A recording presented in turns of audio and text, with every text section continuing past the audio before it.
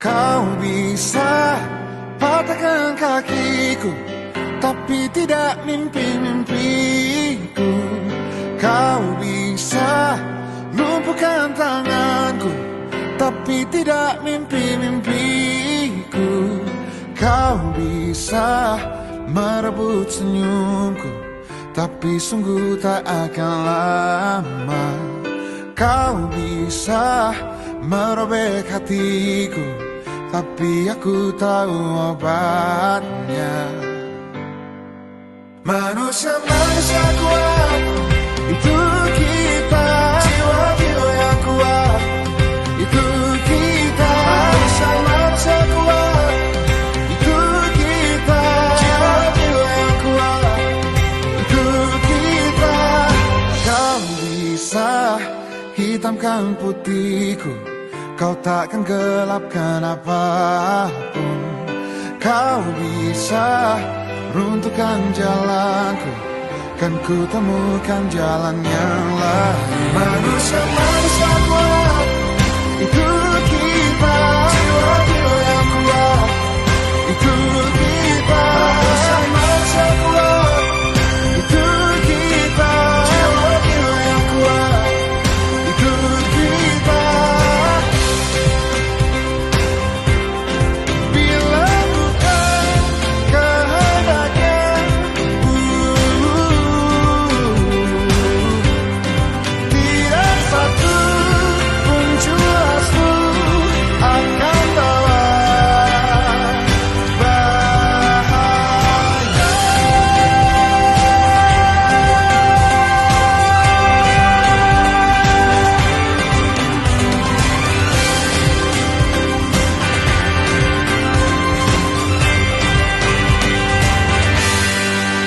Manusia-manusia kuat, itu kita.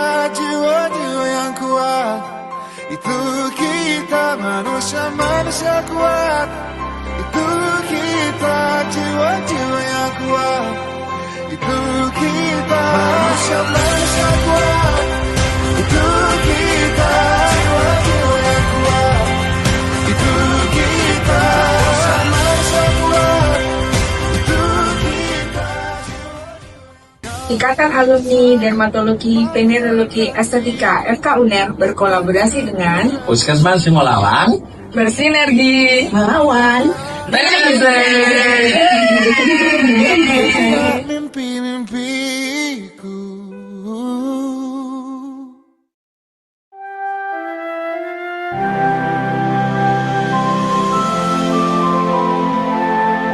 Fakultas Kedokteran Universitas Airlangga memulai perjalanan panjang lahir dengan penuh tantangan di tengah hiruk pikuk era kolonial pada tahun 1913 di Surabaya, di timur Jawa Dwipa.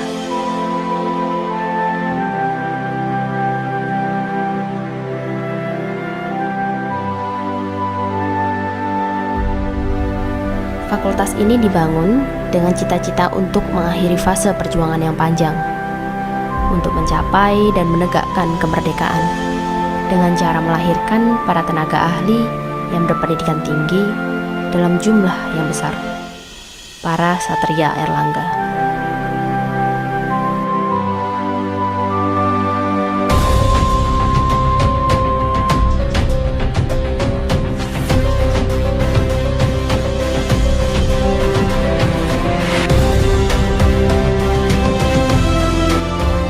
Meskipun melalui proses yang panjang, fakultas ini berhasil diresmikan oleh Presiden Republik Indonesia yang pertama, Insinyur Soekarno, pada tanggal 10 November 1954, tepat di Hari Pahlawan yang melambangkan semangat perjuangan dan dedikasi untuk kesehatan bangsa.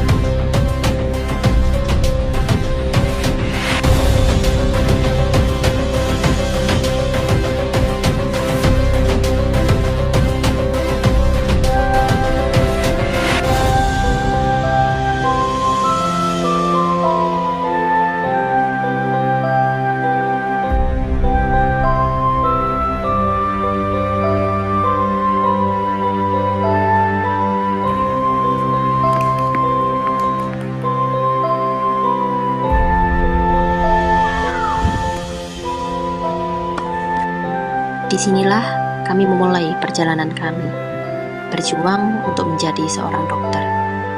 Fakultas Kedokteran Universitas Airlangga telah berhasil mendidik dan melahirkan ribuan lulusan dokter yang telah tersebar ke seluruh Indonesia untuk mengabdi kepada daerahnya masing-masing.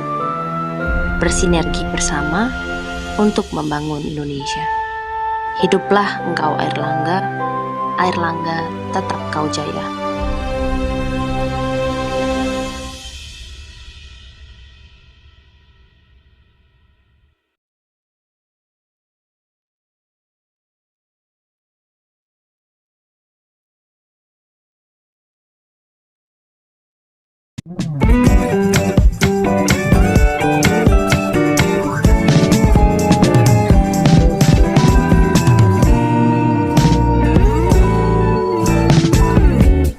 Hand in hand, forever side by side. A love so special, can't be denied.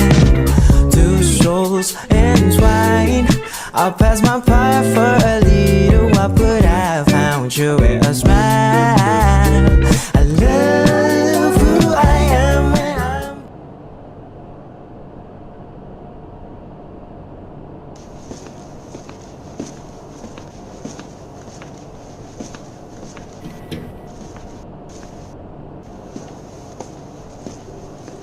Selamat pagi dok, bagaimana?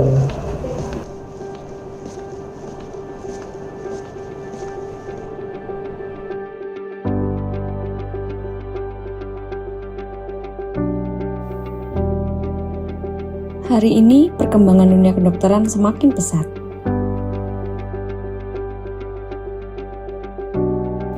Kami berangkat dari keinginan yang berbeda-beda,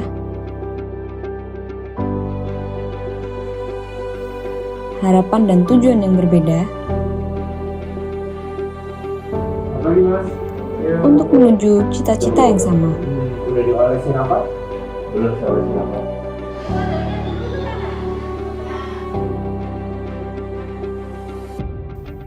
Tapi sesungguhnya, apa yang sedang kita cari?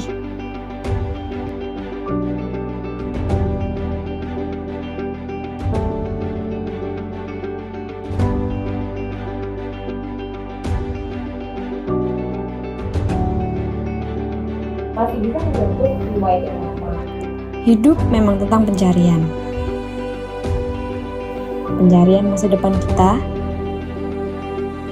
dan pencarian masa depan orang-orang yang kita cinta.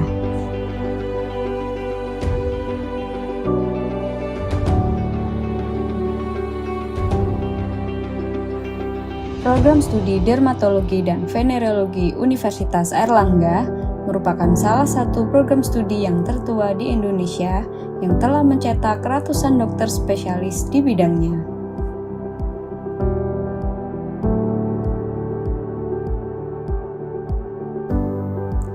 Dengan terdiri dari 10 subbagian divisi, yaitu dermatologi umum,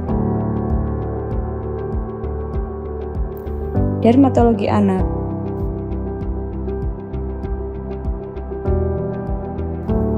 kosmetik,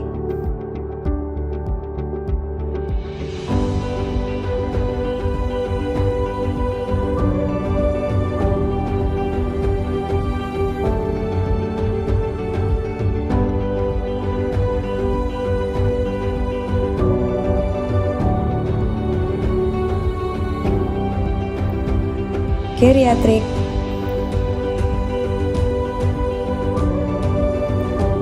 mikologi,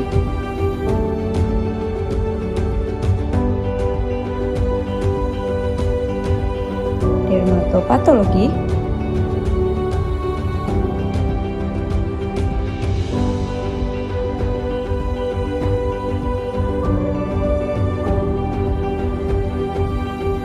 infeksi menular seksual,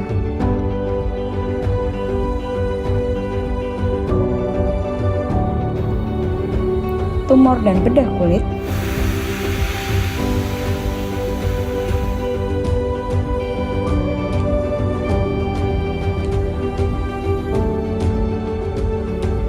alergi imunologi,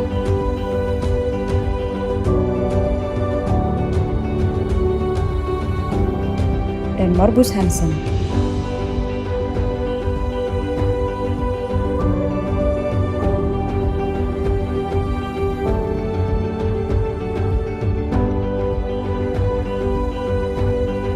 Demi kebaikan dan kesehatan kita semua,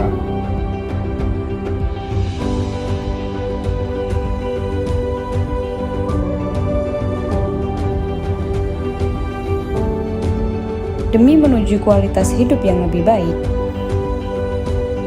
kami, Departemen Ilmu Kesehatan Kulit dan Kelamin sebagai pusat pelayanan, pendidikan, dan penelitian di bidang dermatologi dan venerologi, dengan tujuan menghasilkan program studi yang bermartabat, kompetitif, dan unggul, terutama di bidang infeksi tropis di tingkat nasional dan internasional, berbasis riset dan teknologi terkini dalam menunjang proses pendidikan dan pengabdian kepada masyarakat, sehingga tercapai kompetensi global untuk menghasilkan lulusan yang unggul dan berjiwa entrepreneur, serta menjunjung tinggi moral dan etik.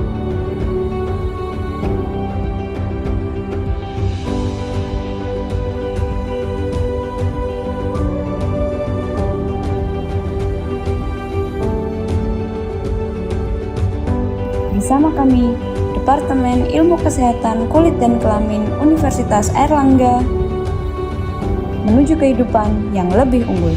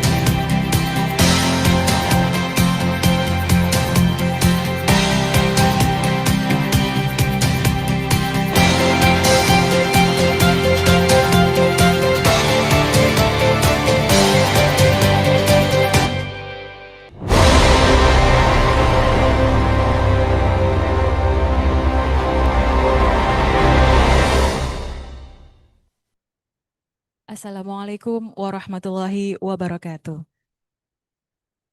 Good morning, ladies and gentlemen.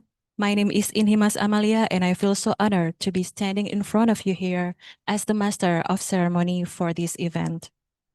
To start with, please allow us to extend our warmest welcome to our guest of honor, Professor Dr. Annemieke Geluk from Leiden University Medical Center, Center of Infectious Disease, Dean of Faculty of Medicine, Leiden University Medical Center, Professor Marlies Reinders, together with all delegates from LUMC, also the Honorable Rector of Universitas Airlangga, In this occasion, represented by the Director of Academic Affairs, Dr. Maftuha Rohmanti, Dr. MKes, Dean of Faculty of Medicine, Universitas Airlangga, Profesor Dr. A.T. Mardian Kurniawati, Specialist Opchin, Director of Dr. Sutomo Hospital,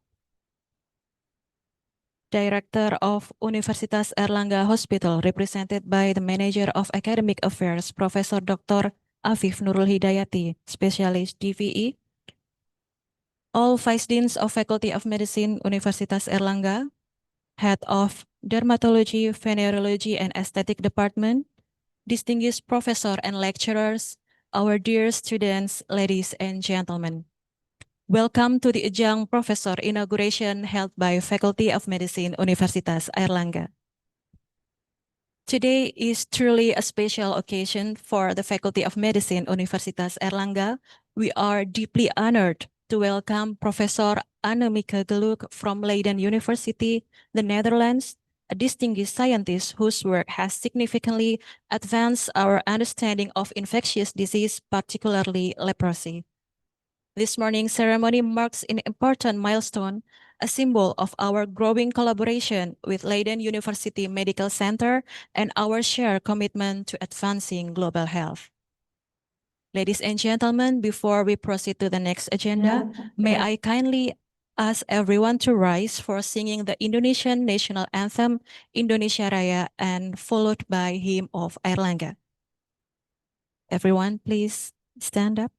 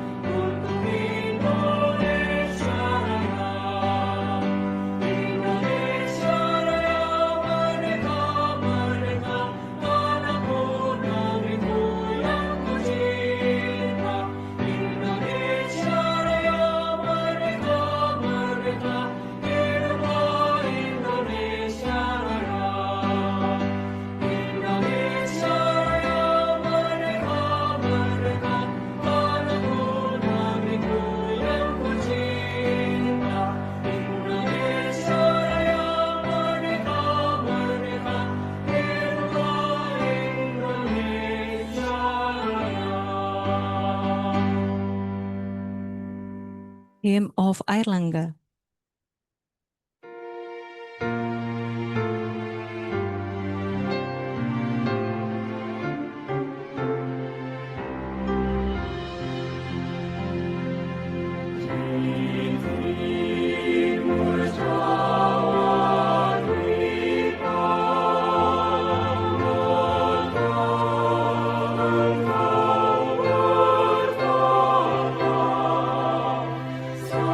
Satria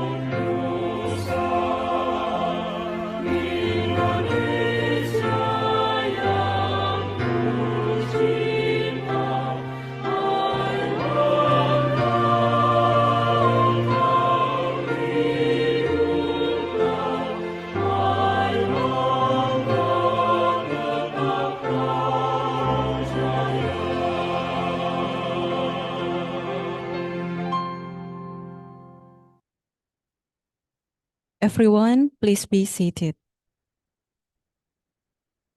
Ladies and gentlemen, allow us to take a moment to reflect on the distinguished journey of our guest of honor.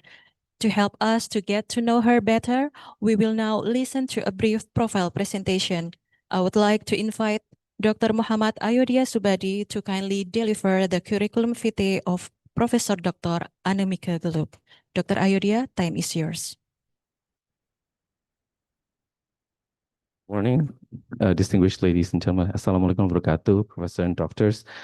It is such an honor for me to introduce Professor Annemieke Geluk to the University of Airlangga here this morning. She is a very distinguished academician, and she obtained her master's in chemistry at the University of Leiden in the Netherlands and the University of Virginia in the USA. During her PhD training, she specialized in immunology at the LUMC and Cytal Corporation in the USA, and further postdoctoral training at the Mayo Clinic.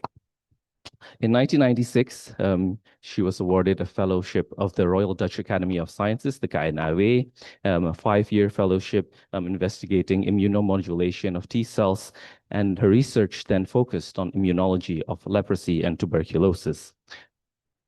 She has been appointed a professor of immunology at the of immunodiagnostics at the LUMC since 2015, and she is an advisor to the WHO on diagnostics of leprosy. Her research group functions as the Dutch National Reference Center for Diagnosis of Leprosy with service to the European Union.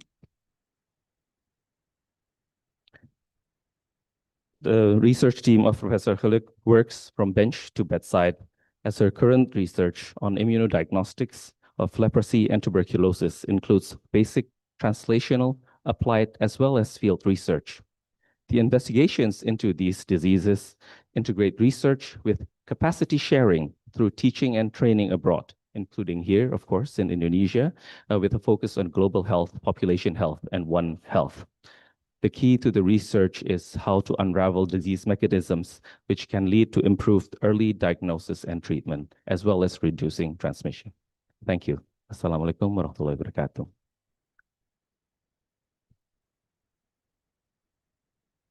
Thank you, Dr. Ayodhya. Ladies and gentlemen, the next agenda will be the opening speech delivered by the head of Dermatology, Venerology, and Aesthetic Department, Faculty of Medicine, Universitas Airlangga, to Dr. Damayanti, Dr. Specialist DVE, Subspecialist DAI. Time is yours.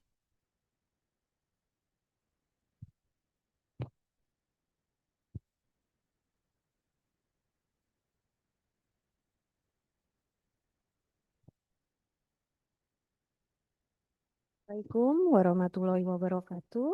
To our esteemed guest, Professor Dr. Annemieke Geluk, the Honorable Rector of Universitas Airlangga, represented by the Director of Academy, Universitas Airlangga, the Deans and the Vice Deans of the Faculty of Medicine, Universitas Airlangga, the Dean of Leiden University Medical Center, and all the LUMC team members, the professors of the Faculty of Medicine, the Director of Dr. Sutomo General Academic Hospital, represented by the Head of Education and Training Division, Director of Universitas Airlangga Hospital, represented by the Manager of Education, Director of ITD Universitas Airlangga, distinguished guests, respected colleagues, ladies and gentlemen. Assalamualaikum warahmatullahi wabarakatuh, and a very good morning to all. It is my honor to extend a warm welcome to Professor Dr. Annemieke Geluk from Leiden University Medical Center, Netherlands. We are truly privileged to host you at our university and to recognize your appointments as an adjunct professor. Today's ceremony marked an important milestone for our department and our faculty, and the appointment of an adjunct professor is not only a recognition of distinguished expertise, but also a strategic work steps toward strengthening academic collaboration, advancing research challenge excellence, and fostering global engagement. We are greatly honored to welcome a scholar whose pioneering contribution in immunodiagnostic have significantly shaped the global fight against leprosy and tuberculosis. In addition to the inauguration, we are privileged to hear a scientific oration on What's Lab 2.0, leprosy in Indonesia, addressing an ancient disease through modern population health strategies. Leprosy, as a neglected tropical disease, continues to pose major challenges in diagnosis, transmission control, and also patient care. The focus of today's oration underscores the importance of innovation of immunodiagnostics, early detection, and population-based strategies in breaking the chain of transmission and improving quality of life for affected communities. As the Department of Dermatology, Venereology, and Aesthetic, we are deeply committed to advancing medical science, strengthening interdisciplinary collaboration, and addressing diseases of profound public health impact. Today's events provide a vital platform for academic dialogues and innovation, bridging rigorous scientific research with clinical and societal application. On behalf of our department, I extend heartfelt appreciation to Professor Geluk for accepting this role and for her dedication to sharing knowledge and expertise. I would like to express my sincere gratitude to our faculty and university leadership for the support, and also to the organizing committee and all attendees for making this occasion possible. Let us celebrate this inauguration not only as a ceremonial appointment, but as the beginning of a meaningful academic journey together. May today's event inspire new insight, collaboration, and impactful advancement in the field of dermatology and beyond. Thank you for your attention. Wassalamualaikum warahmatullahi wabarakatuh.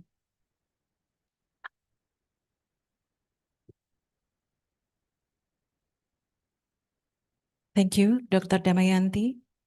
Moving to the next agenda, it will be the welcoming speech by the Dean of Faculty of Medicine, Universitas Airlangga, to Professor A.T. Mardian Kurniawati. Time is yours.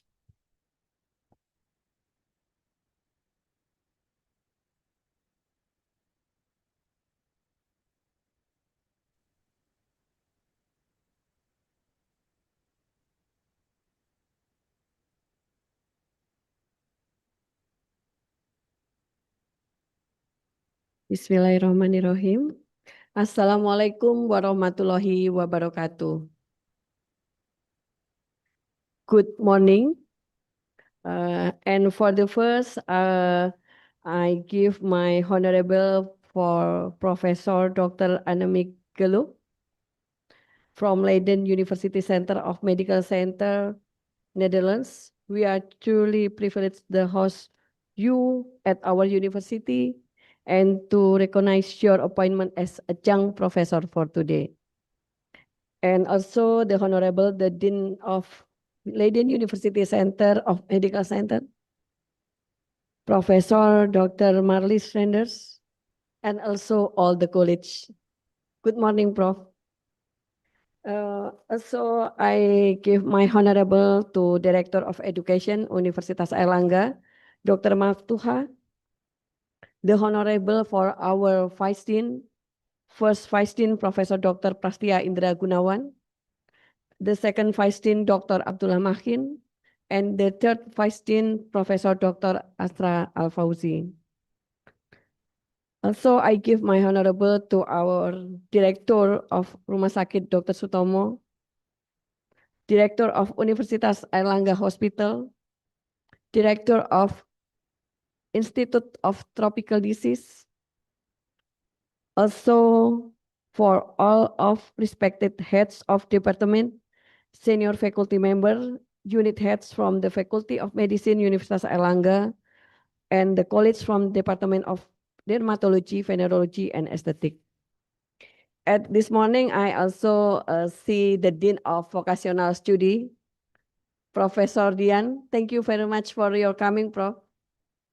And also the Vice Dean of Faculty of Health of Fakultas Kesehatan Masyarakat ya. Susah bahasa Inggrisnya ini. Dr. M. Atoila, silakan berdiri, Dok. Tepuk tangan ini buat tamu kita, dua tamu kita. Ada Profesor Dian dan Dr. Atoila. Dan saya sampaikan juga selamat pagi, salam hormat kami buat para hadirin semuanya yang mungkin belum saya sebutkan satu persatu. Dan saya lihat di atas juga ada adik-adik kita yang luar biasa, para dokter muda, tepuk tangan. So, Professor, you have our intern in the upstairs. Thank you for coming ya. Terima kasih ya, Dek ya. Okay, good morning. For the first, let us begin with expressing our deep gratitude to Allah Subhanahu wa Ta'ala for the blessing of health and opportunity which have allowed us together here today in celebration and academic unity. It's my great pleasure to welcome you to this prestigious occasion, the inauguration of our esteemed adjunct professor, followed by scientific oration on a highly relevant and critical topic. Now the topic, it's about what sleep 2.0 leprosy in Indonesia, addressing an ancient disease to modern population health strategies. Give us our applause for our adjunct professor today. The Faculty of Medicine, Universitas Airlangga shares a meaningful and growing partnership with LUMC.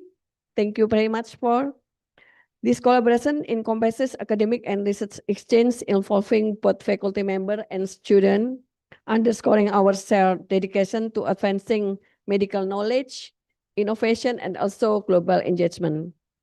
We hope that this partnership will continue to strengthen, fostering impactful research, enriching academic experience, and reinforce our mutual commitment to excellence in education and internal collaboration.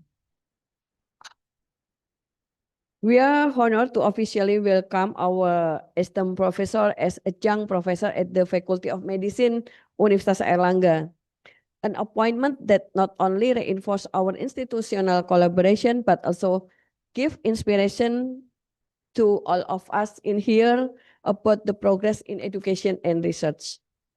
The Faculty of Medicine Universitas Airlangga is privileged to collaborate with LUMC in partnership grounded on mutual benefit and shared academic values. This cooperation includes student and faculty exchange, joint research, and academic activities such like conference.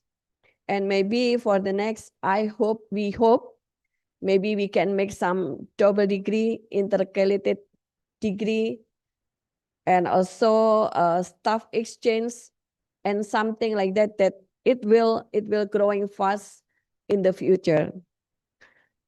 Together, we reaffirm our commitment to advancing knowledge, fostering innovation, and strengthening our contribution to the global academic community, especially in the health community. And for our adjunct professor, Professor Geluk is Professor of Immunodiagnostic of Mycobacterial Infectious Disease in LUMC in Netherlands. She is also internationally recognized for her pioneering work in developing innovative diagnostic tools for leprosy and tuberculosis, which have greatly advanced early detection and patient care worldwide. Since her appointment as professor in 2015, Professor Geluk has led extensive international collaboration and contribute to global expert groups, bridging cutting-edge immunology with practical solutions for neglected tropical disease. On behalf of Universitas Airlangga, I extend our heartfelt appreciation of both professor for their commitment and contribution. I also wish to convey our sense gratitude to LUMC. Thank you for the dean and also the professor. Thank you for its ongoing support and collaboration. May this partnership serve as the catalyst for impactful research, meaningful education, and also global health improvement. Finally, I would like to thank to the committee of chairperson, or committee members and staff who have worked tirelessly to organize today's event. Let us now begin the inauguration ceremony with enthusiasm and optimism for the journey ahead. Thank you very much. Wassalamualaikum warahmatullahi wabarakatuh.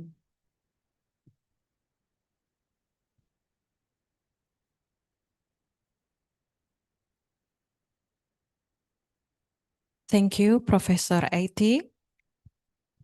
Ladies and gentlemen, we have now arrived at the highlight of today's ceremony, the scientific oration by our newly inaugurated adjunct professor. Please welcome Professor Dr. Annemieke Geluk to deliver her scientific oration entitled What's Lab 2.0 Leprosy in Indonesia, Addressing an Ancient Disease Through Modern Population Health Strategies. To Professor Geluk, the floor is yours.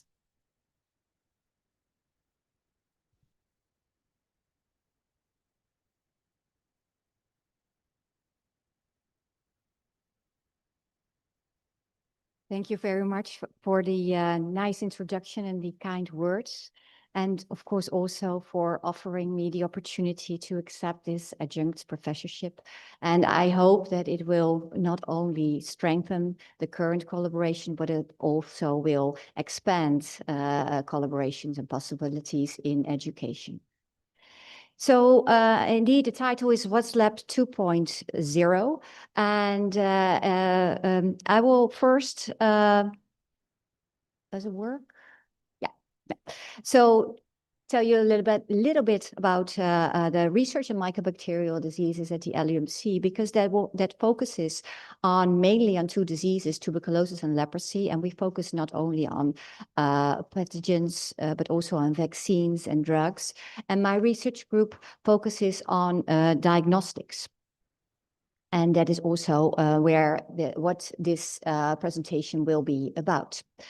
But first, why? So for tuberculosis and leprosy, there is still an urgent diagnostic need. For tuberculosis, which is a major infectious disease killer, the number of people that are supposedly are patients is about 11 million. These are estimations by WHO. But at least 3 million people are not diagnosed, don't have access to diagnosis.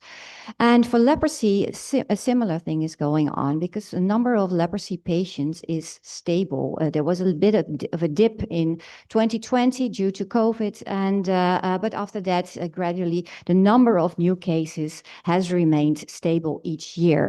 In addition to that, 10% of the new cases is children. So this means that transmission is ongoing, and therefore for both diseases, there's an urgent need for new diagnostics for early detection. And these diagnostic tests should be preferably rapid tests that are user-friendly and can be used in low-resource settings. And of course, also that they should be globally applicable. A question that I frequently get in the Netherlands is, why do you study leprosy? Because, of course, leprosy has been epidemic in the Netherlands and in Europe in the Middle Ages, but currently it's an import disease and there's no active transmission in Europe anymore. Well, since the Second World War, 1945, there have been about 2,500 new patients diagnosed in the Netherlands. And this, for instance, happened, and I don't know whether you can see this on the screen, after the independence of Indonesia and also after the independence of Suriname, there was an increase in the Dutch, in leprosy patients identified and diagnosed in the Netherlands. But overall now, we have only 4 new patients every year. And these patients are usually seen at the Erasmus Medical Center, with whom we work closely together. Also, the clinical expertise in the Netherlands is very limited. And as you can see on the right down at the right picture, this is a textbook of microbiology, and the marked parts of the pages are the only pages that are on leprosy. And so you can imagine that Dutch clinicians do not know a lot about it. But to the question, why do you study leprosy?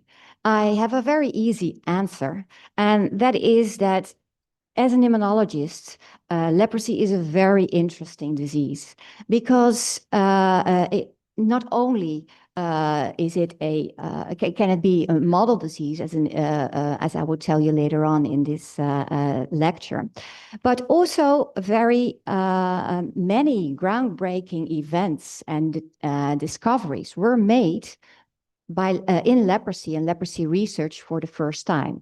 For instance, the detection of Mycobacterium leprae as the causative agent of a mycobacterial disease in humans was detected before MTB was even detected, and it was done by Armauer Hansen, a Norwegian doctor. And also, actually at our own LUMC, transplant surgeon Jon van Rood, he in the 70s, he already worked with leprosy as a model because he identified the association between HLA and disease using leprosy as a model. And he worked together with Indra Nath at the Delhi Center for that. In the 1980s, Tom Ottenhoff, also a researcher from the LUMC, he worked on leprosy as a model disease and discovered the first Tregs. So these are not dinosaurs, but these are regulatory T cells, and very important not only in leprosy, but also in autoimmune diseases. And finally, also the Th1, Th2 dualism in humans, in the immunology, a very important concept, was discovered first in leprosy and leprosy patients. So, but of course, leprosy is not only a model disease and a nice research toy for immunologists, but it's also still very real public health problem. And it's a poverty-associated, neglected tropical disease. And after tuberculosis, it ranks second as most severe disease caused by mycobacteria in humans. In contrast to TB, it affects the skin and the nerves. And most cases that we find nowadays are found in India, followed closely by Brazil, and Indonesia ranks third globally with a number of new cases for leprosy. So you can see this also the global prevalence and the prevalence in Indonesia. You see that there is a kind of stable number of new cases the past decade, with a slight dip in 2020. And also when you see the map of Indonesia on the right, the red indicates where leprosy is still endemic. And the number of new cases was more than 14,000 in 2023. So there's still a lot to be done about that. And the challenges we're currently facing in leprosy and leprosy research are, as I mentioned, stable number, 10% of new cases is children, so transmission is ongoing. And the diagnosis, however, is clinical. So this means that there are already signs and symptoms in an individual before the individual can be detected. So there is not any test that is available for early diagnosis. So WHO therefore focuses a lot on prevention and prevention of risk groups. So identification first, who is at risk of developing disease, and then this is usually the contact, so the household contacts of leprosy patients, and they are being investigated after a new case detection, and they are provided with a single dose of rifampin as a post-exposure prophylaxis. At least that is what WHO advised in 2012.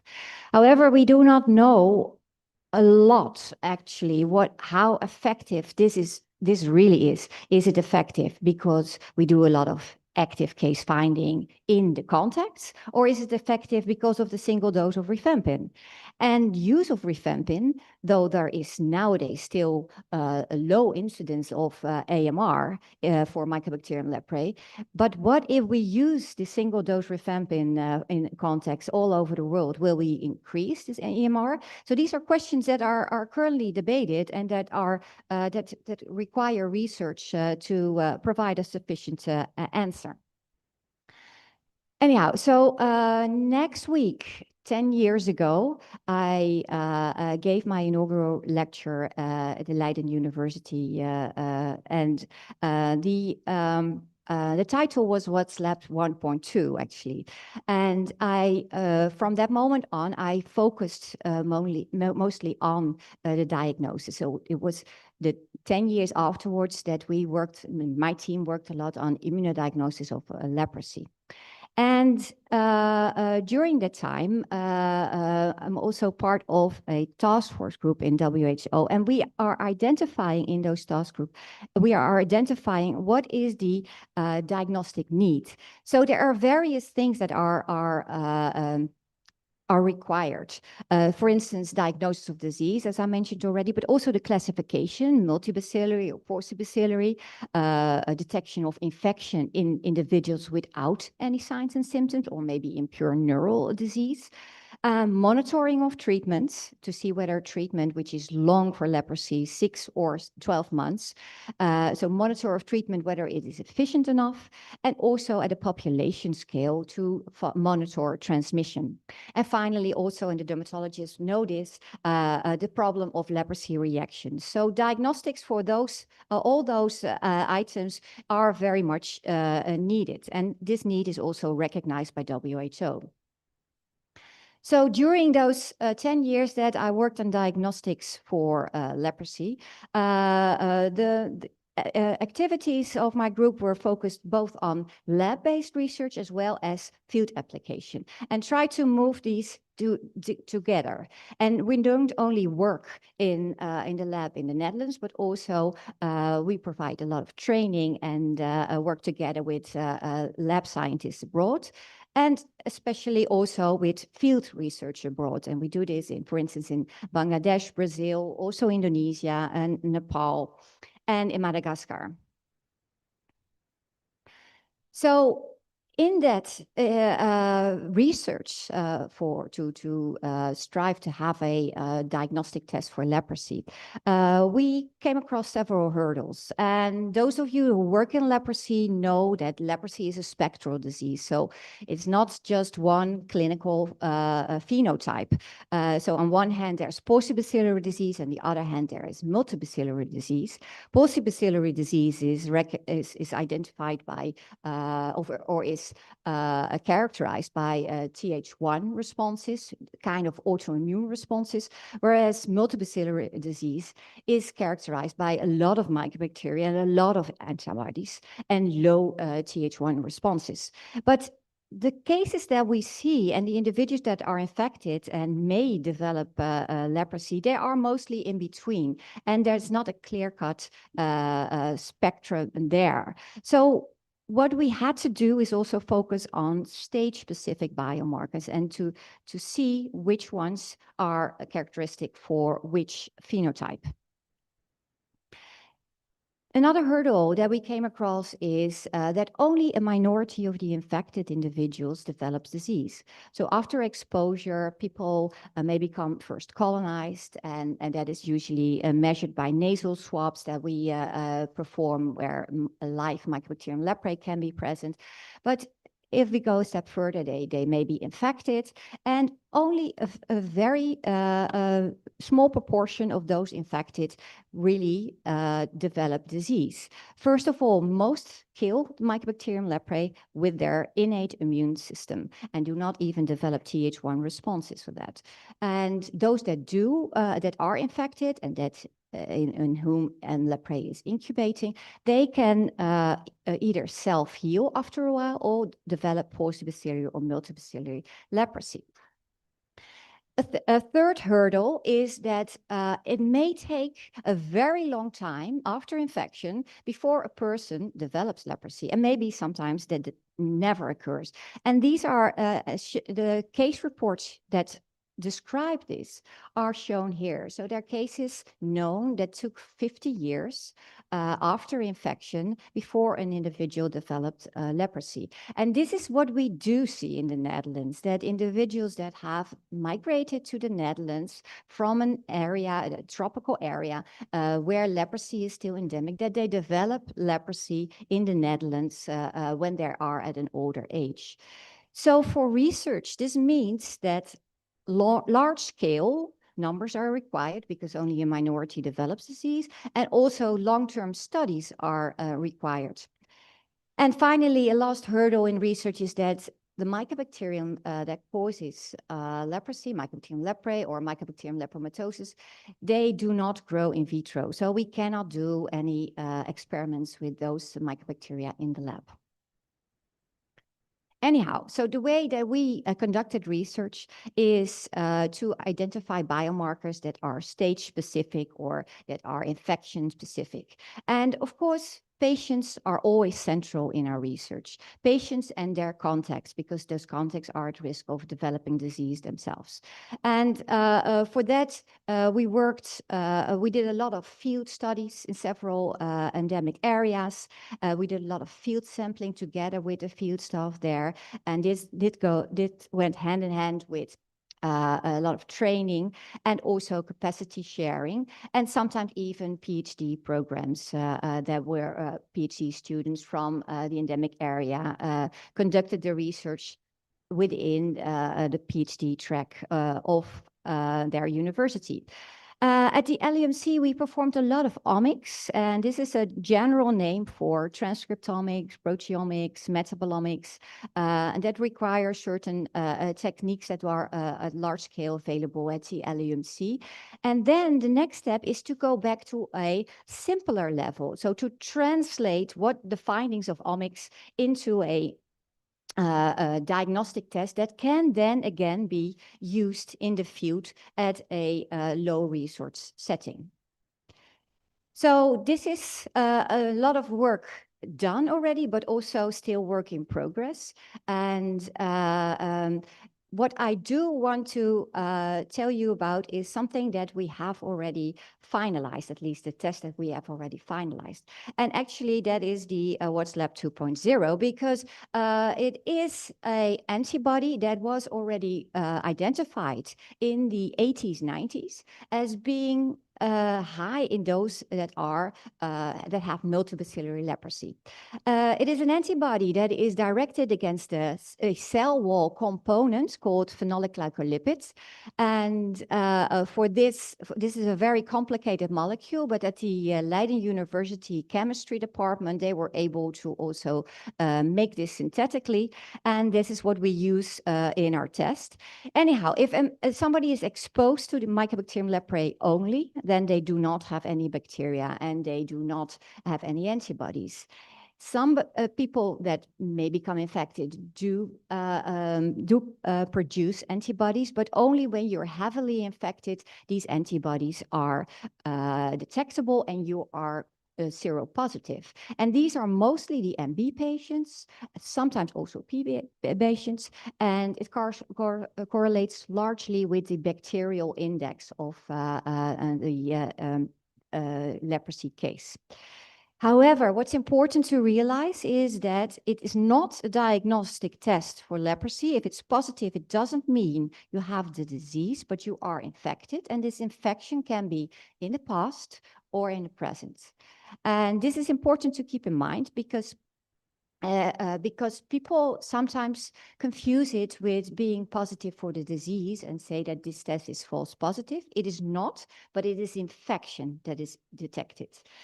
And WHO advises to use serology against PGL1 as in children as a measure to measure transmission, as a tool to measure transmission, because in children, per definition, the infection is recent. So this is a tool to measure transmission in different areas that are en route to eliminating leprosy, and this way you can monitor the elimination process. So this is an advice of WHO, does not mean that it has been implemented. And of course, we would like that very much. Anyway, it's also a tool to guide who needs post-exposure prophylaxis. As I mentioned, WHO since 2012 also advises to provide a single dose rifampin to contacts of leprosy patients that are newly diagnosed. However, we do not know what is the direct response and what is the immunological response, and whether it's useful or whether it's over treatment or under treatment. So also this test can provide some information on that. So this serology can provide information on that. So, well, as you have seen, having identified biomarkers in a lab is not the same as using these biomarkers in the field. So for that, we have been collaborating with Paul Korstens at the Department of Cellular and Chemical Biology at the LUMC to use a diagnostic test that is based on upconverting phosphor particles. I will not go into detail on that technique, but I will summarize some of the main key points of this technique, which is that compared to the ELISA or to a simple lateral flow test, it combines actually the best of both worlds. So the best of the ELISAs, which is quantitative results and operator independency, and the best of visual lateral flow tests, something like the COVID test or a pregnancy test, which is field-friendly and very easy to use. So the test that we have, so the upconverting phosphor particles technology test, is also quantitative. It is also field-friendly, also operator-independent, and the results that it provides you, are very stable. So you can, if you have done the test, you can use it again and again if you have this portable reader. So we named the test as follows. So PG1 Cure Rapid Test. This is now a final product. It is produced by an FDA-approved company and using components that we provide to them. And we are the institute that provides this also for research purposes to other institutes abroad. So keep in mind that it's quantitative, you can use it for fingerstick blood, and it's operator independent. It takes about 20 minutes to have a really stable results, so you can do it point of care with the patient there, or in a household where you are screening the household contacts of newly diagnosed patients. And we have done several tests with this to show that the question that we got frequently is whether it is specific, whether what does it detect. So we also tested this specificity in TB patients, in patients with ulcerans caused by Mycobacterium ulcerans, in patients that were infected with NTMs, and it's completely negative. And this is not because the bacteria that are causing those diseases do not have a PGL, a phenolic glycolipid molecule, but it is because the PGL1 in Mycobacterium leprae is different, and it's more virulent, and therefore this test is very specific. So this is important to keep in mind. It's also very sensitive because practically all the MB patients with a BI of 1 or up to 6, and they are positive in this test. So we showed that, and then we brought it into practice because we had a collaboration in Bihar in India, which is an area that is endemic for leprosy. And the aim there was to test infection in young children during a house-to-house, a door-to-door survey. And actually, this was a leishmaniasis project that was supported by NIH. And leishmaniasis and leprosy were both endemic in those areas. So we hooked on this, and it was a very useful exercise. And we found in this area that 11.6% of the children without signs and symptoms were seropositive. So that unfortunately was in 2020. It was early March when I was there. And so after that, it took a year before they could go back to these seropositive children. And among the high seropositives, which were 40 children, they also detected new cases. And these new cases were post-bacillary leprosy. So this means that this screening tool is also useful to identify cases that are maybe developing also already leprosy, MB leprosy, but still are post-bacillary. And then maybe something more familiar to you, a serosurvey in children in Indonesia. And actually, this is a very good example of combining research with education, because this pilot test was done in Makassar, where the LUMC students have their half minor, and this was done in 2023. And so schools in Makassar were visited as well as on certain islands. And we also worked together with a group in Jakarta that also provided serum. And in addition to the serology that we screened these children for, we also were provided with the stool samples, and they were checked for helminth positivity. So a combination of parasitology and the immunology was very useful because, as I am about to show, so it's not only that 12.12% of these children in overall in all these areas were positive, it was also that the helminth infection has something to do with the serology. But first, what I wanted to indicate is what we found in these studies is that the new case detection in the areas, I hope you can read it. So it's either North Jakarta or an island near Makassar, and or it is Makassar city. And then on the right, there is Southeast Sumba. And Southeast Sumba was the only area where the seropositivity rates in these children was very high and did not correspond with the new case detection. So in Jakarta and in Makassar and on the island, the new case detection rate was corresponding with the seropositivity. So you could use the seropositivity in healthy children as a proxy to indicate transmission and to follow a new case detection. But at Sumba, we could not. And we had this data. And then at the International Leprosy Conference in July this year, a colleague of mine working in Sumba did some active case finding there. And what she found is that there were a lot of undetected cases, even multibacillary cases. So this only indicated more that by using serosurveys in these children, healthy children, they can be used as a sentinel for the undetected cases. So keep this in mind. If you have an area where you don't see any cases, but maybe the case that you do find are multibacillary, if you do serosurveys like this, you can identify where transmission hotspots still occur.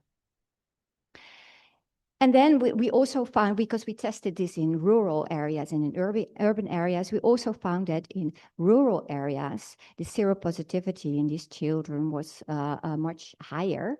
And this also was associated with the helminth positivity. Also in helminth positivity, children were, those who were helminth positive were more frequently also infected with Mycobacterium leprae. And from helminth infection, we know that it is inducing Th2 responses and reducing the Th1 response. Th1 response is important to kill Mycobacterium leprae. So this corresponds. So this phenomenon is already described in Nepal, where we're also working. And so if mass anti-helminth prophylaxis campaigns are conducted in leprosy endemic areas, this sometimes also leads to the detection of new cases. Okay, and then finally, what is the influence of a socioeconomic standard? So we did also not only the sero survey, but also a questionnaire amongst the parents of these children.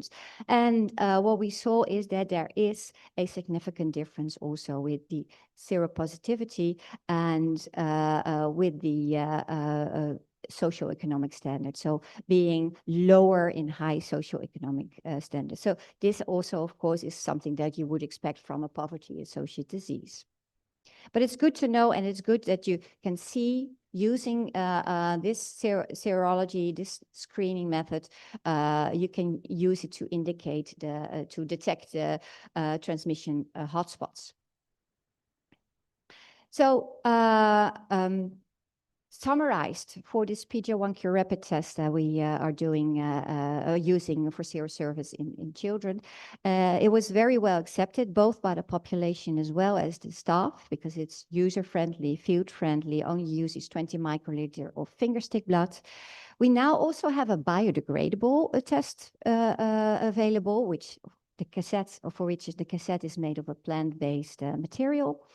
It correlates with a new case detection rate and can identify hidden cases.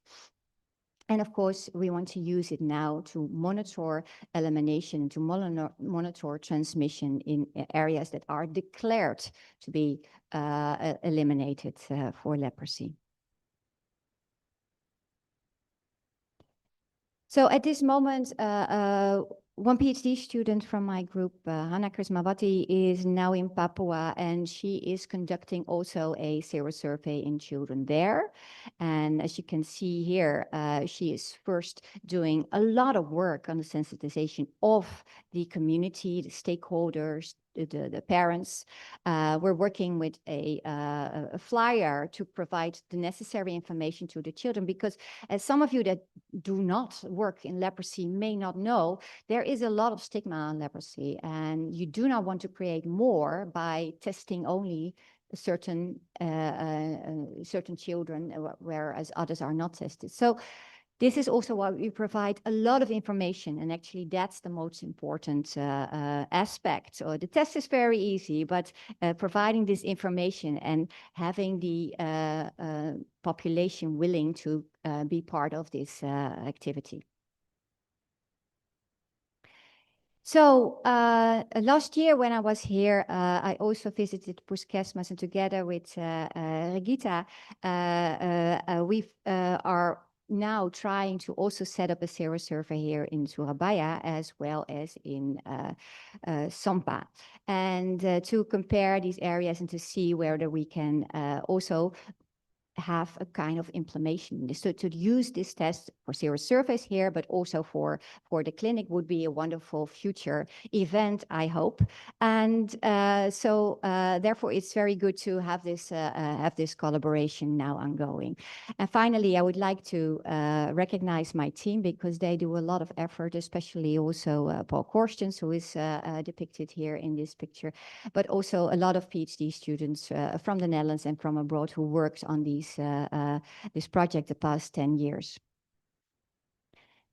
And finally, of course, funding. Funding is very difficult for leprosy, but we have managed also to do that. Thank you very much for your attention.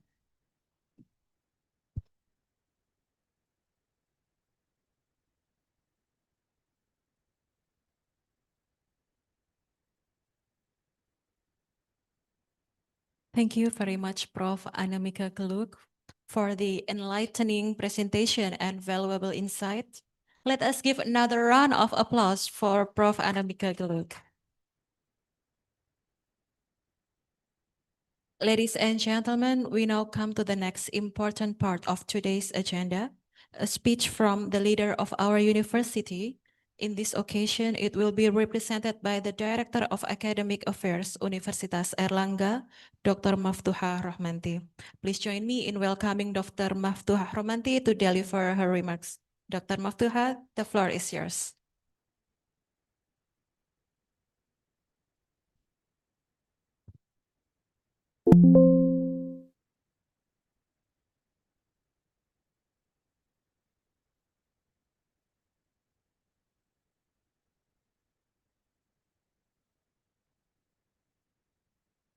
To our esteemed guests, Professor Dr. Annemieke Geluk, the Deans and Vice Deans of Universitas Airlangga, the Dean of Leiden University Medical Center, and all LUMC team members, Professor of the Faculty of Medicine, Director of Rumah Sakit Dr. Stomo, Director of Universitas Airlangga Hospital, department heads, hospital director, director of ITD, Airlangga, distinguished guests, respected college, ladies and gentlemen.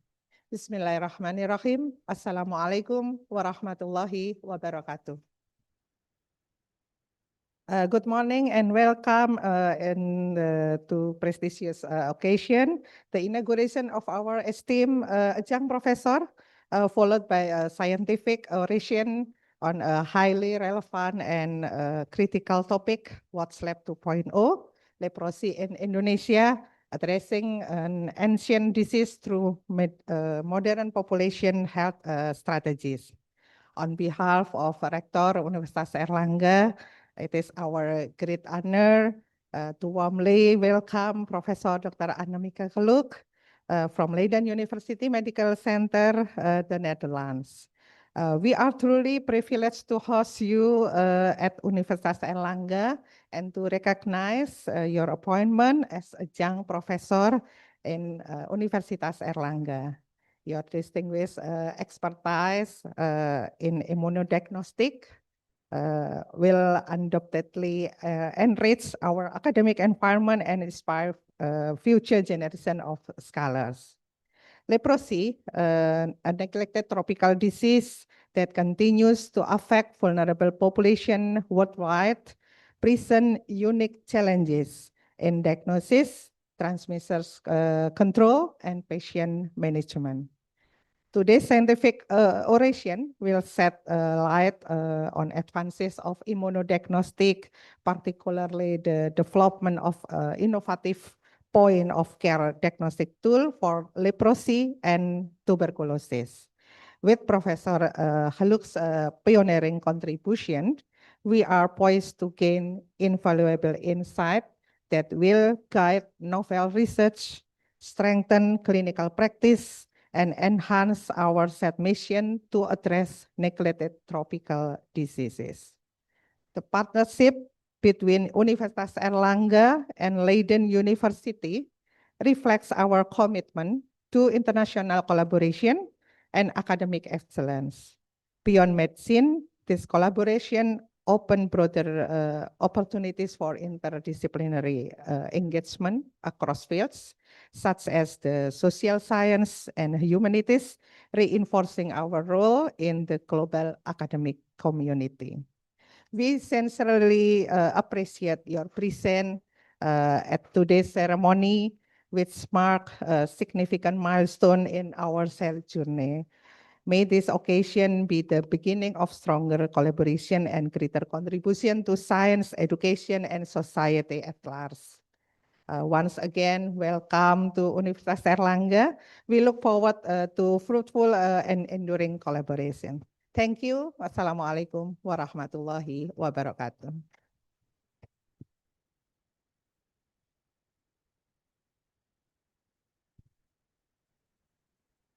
Thank you, Dr. Maftuha Rohmanti. Ladies and gentlemen, we now move to the conferring ceremony of the adjunct professor. To officially welcome Professor Dr. Annemieke Geluk as an adjunct professor of the Faculty of Medicine, Universitas Airlangga, we kindly invite the Director of Academic Affairs, Universitas Airlangga, the Dean of the Faculty of Medicine, the head of the Dermatology, Venereology, and Aesthetic Department, and of course, Professor Dr. Annemieke Geluk to come forward.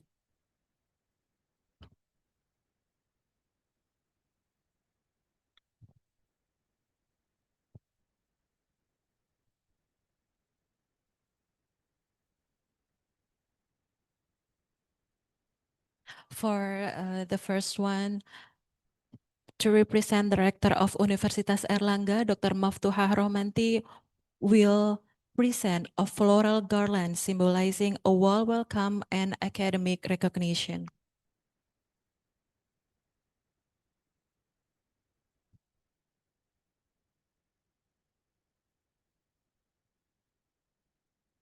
Let's give a round of applause. For the next one, the Dean will present the official certificate of appointment to Professor Geluk. This is the certificate of appointment as an adjunct professor of Faculty of Medicine, Universitas Airlangga.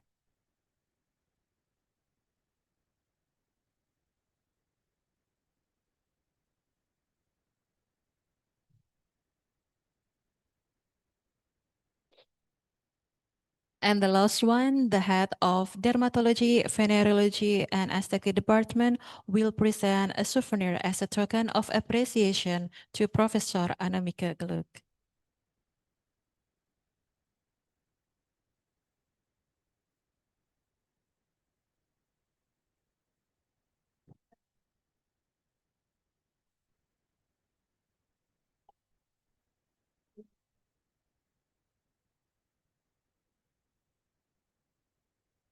Okay, let's take some photo first.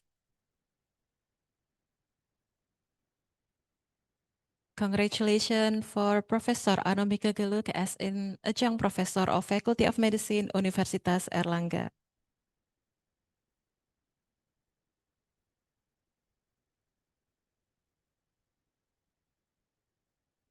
Let's take some photos more.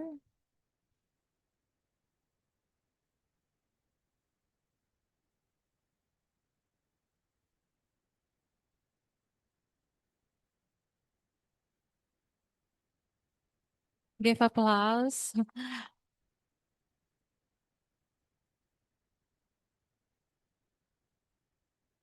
Yes, so now let's take some photos also with the delegates of LUMC and the Vice Dean. Also the representative of Dr. Sutomo Hospital and Universitas Airlangga Hospital.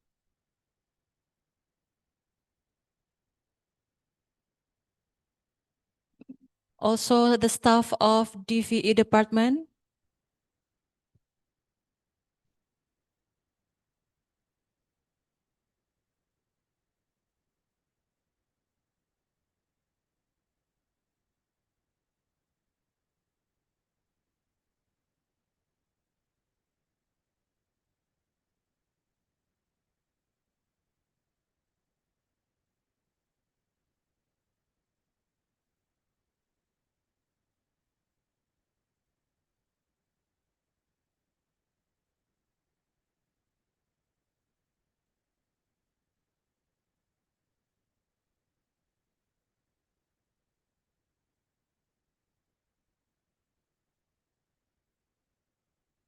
Okay, the documentation team ready?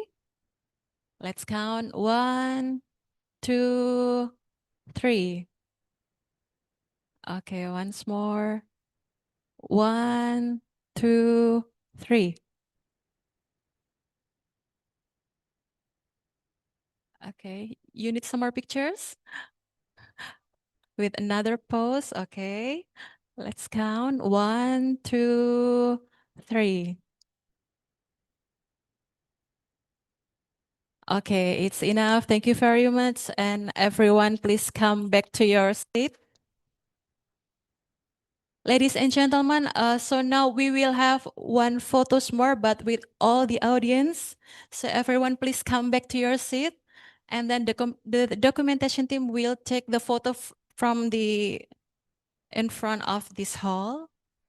So all the audience will get the photos. Adik-adik yang di atas mungkin bisa menampakkan diri biar kelihatan atau agak maju. Berdiri juga mungkin. Please everyone stand up.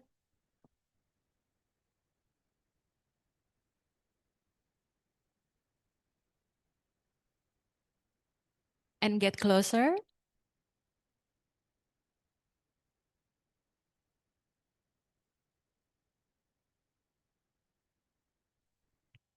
Okay, ready? Prof Wawan, monggo.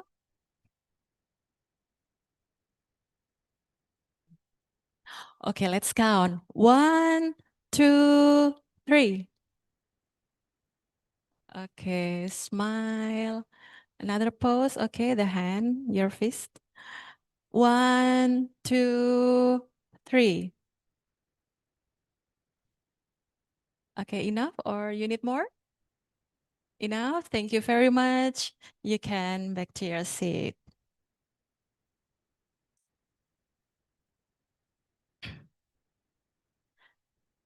Ladies and gentlemen, that concludes today's inauguration of Adjunct Professor of the Faculty of Medicine, Universitas Airlangga.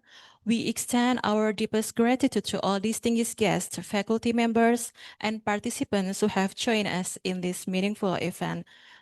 To Professor Annemieke Geluk, thank you for your inspiring presence and commitment to academic collaboration. And once again, congratulations for the appointment as the Adjunct Professor of the Faculty of Medicine, Universitas Airlangga. And on behalf of the committee, I thank you all for your kind attention and participation.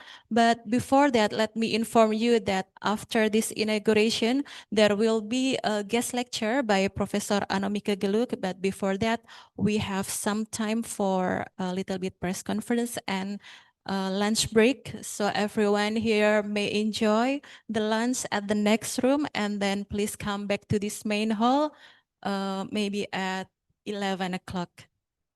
Thank you, everyone. Good day. See you at the next academic occasion. Wassalamualaikum warahmatullahi wabarakatuh. Untuk adik-adik DM, setelah lunch mohon kembali ke sini jam 11 untuk guest lecture ya. Terima kasih.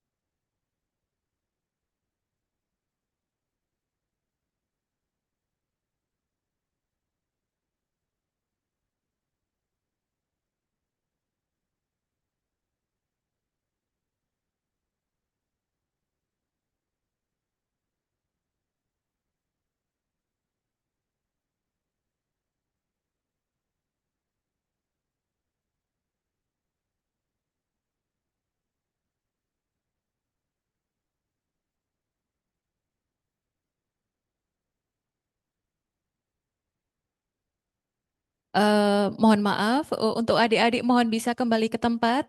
We will continue directly with the guest lecture. So the lunch break will be after the guest lecture. Ya.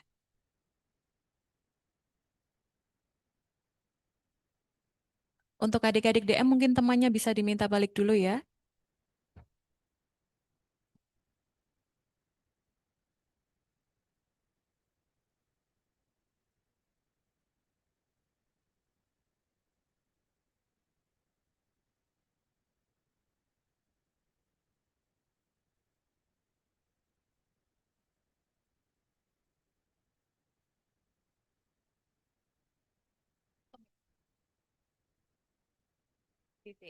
Oh, gitu ya. Oke. Sekarang untuk para staf Departemen Dermatologi Venerologi Estetik mohon bisa berkumpul untuk foto bersama terlebih dahulu.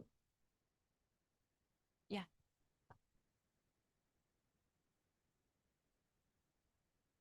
Tim dokumentasi mohon bersiap.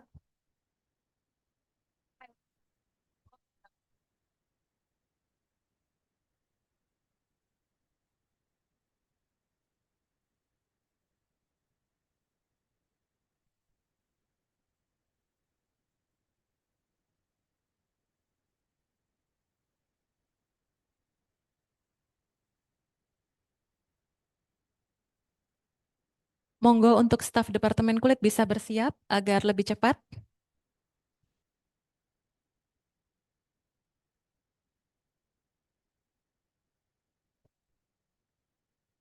Departemen, iya. Iya, you're welcome.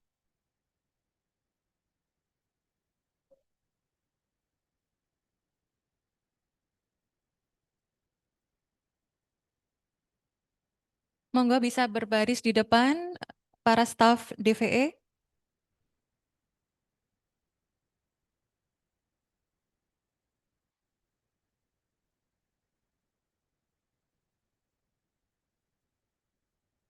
Ketok aku. Ketok. Oh, wis.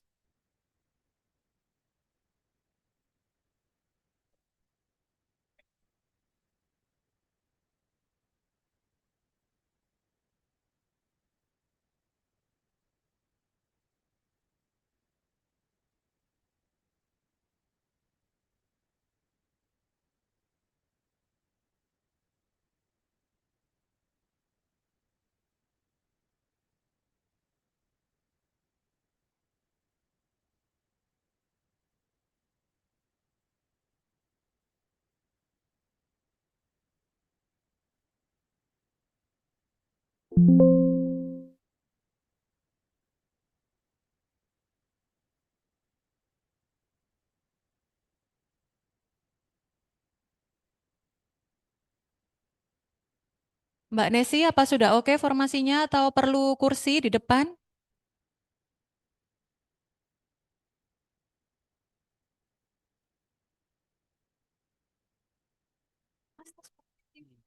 Gak iso, Mas. Boleh. Hah? Boleh. Atau mungkin bisa naik di podium-podium sini nggih, Prof? Monggo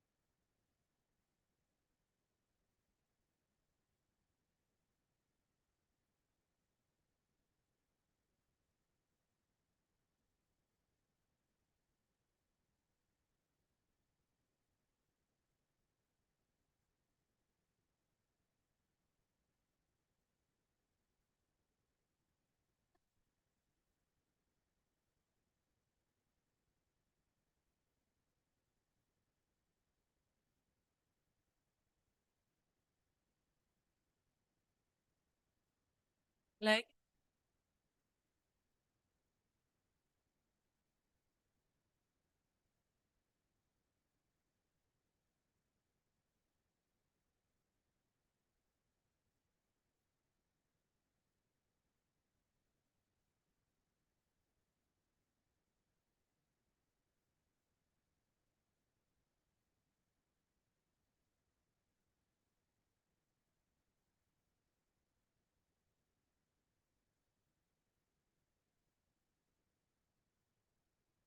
Yang berdiri di belakang agak bergeser ke kiri. Oke, sudah center, Mbak. Sudah ya. Ini Bu Dekan yang memberi arahan langsung ini. Geser lagi ke kiri. Nah, oke.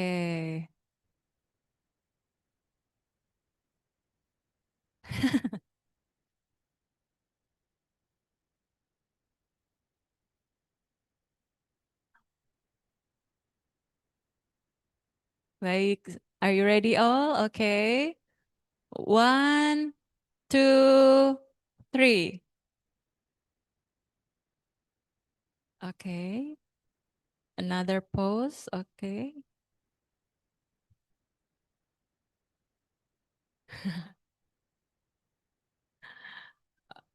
Okay, 1, 2, 3.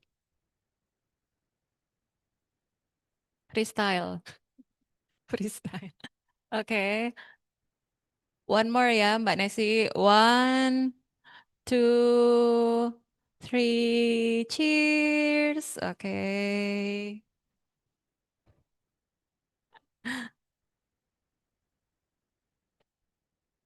Oh, adik-adik DM bisa bergabung.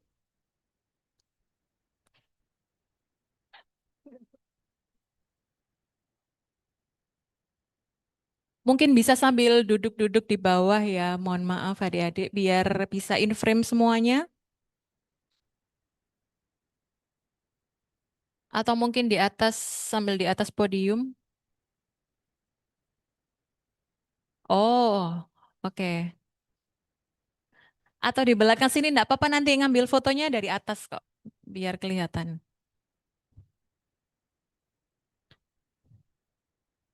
Enggak apa-apa.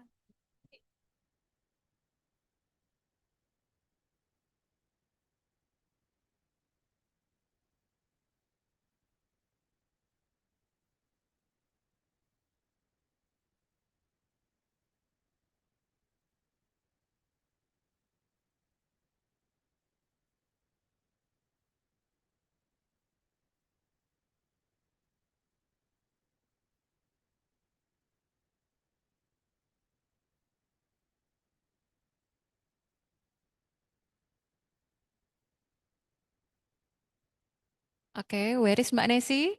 Nah,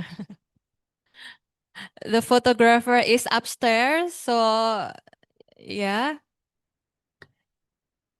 Okay, are you ready? Okay, okay, we'll wait, we'll wait.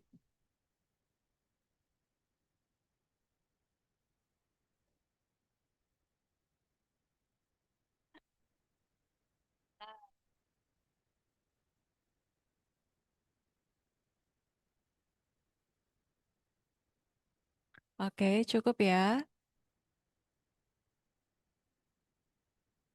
Gak apa-apa, gak apa-apa. Aku di sini, dari sini. Cek catat.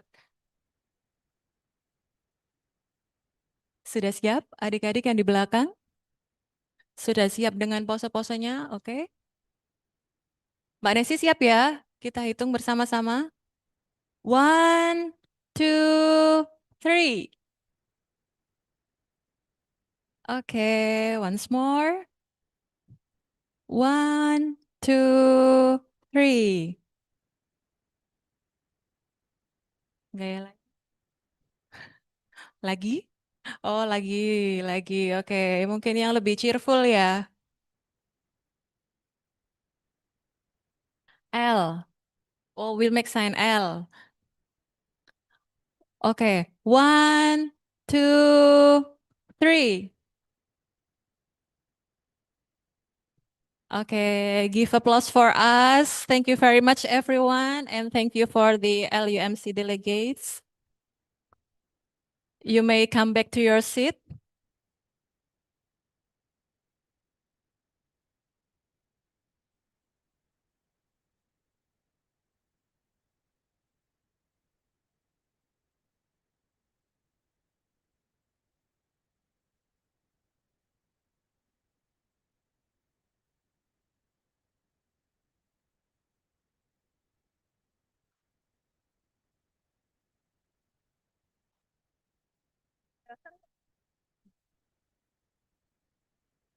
Daftar.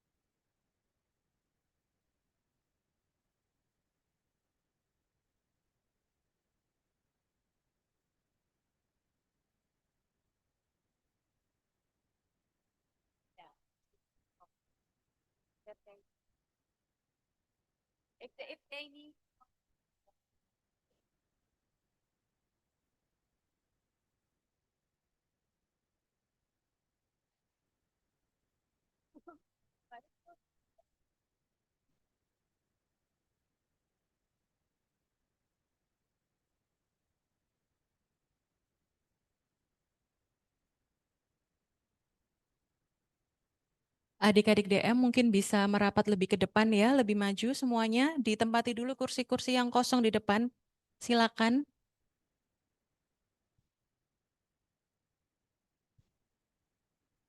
Ada. Oh, berapa? Mungkin bisa yang dari sana baris depan bisa ditempati, tidak apa-apa. Yang di sini mungkin staf DVE sama adik-adik di belakangnya. Yang kursi sebelah sini bisa maju, ayo dek, maju aja biar segera dimulai. Ditempati nggak apa-apa. Come on, ayo cepetan. Iya, silakan ditempati yang di depan, semuanya dipenuhi dulu.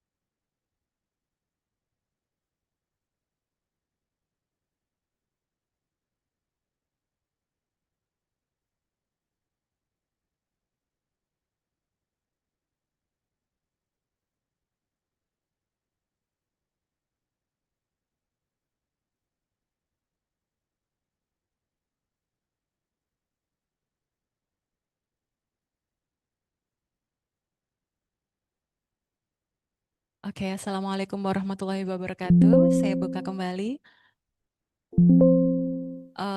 Moving to the next agenda, it will be the guest lecture by Professor Annemieke Geluk.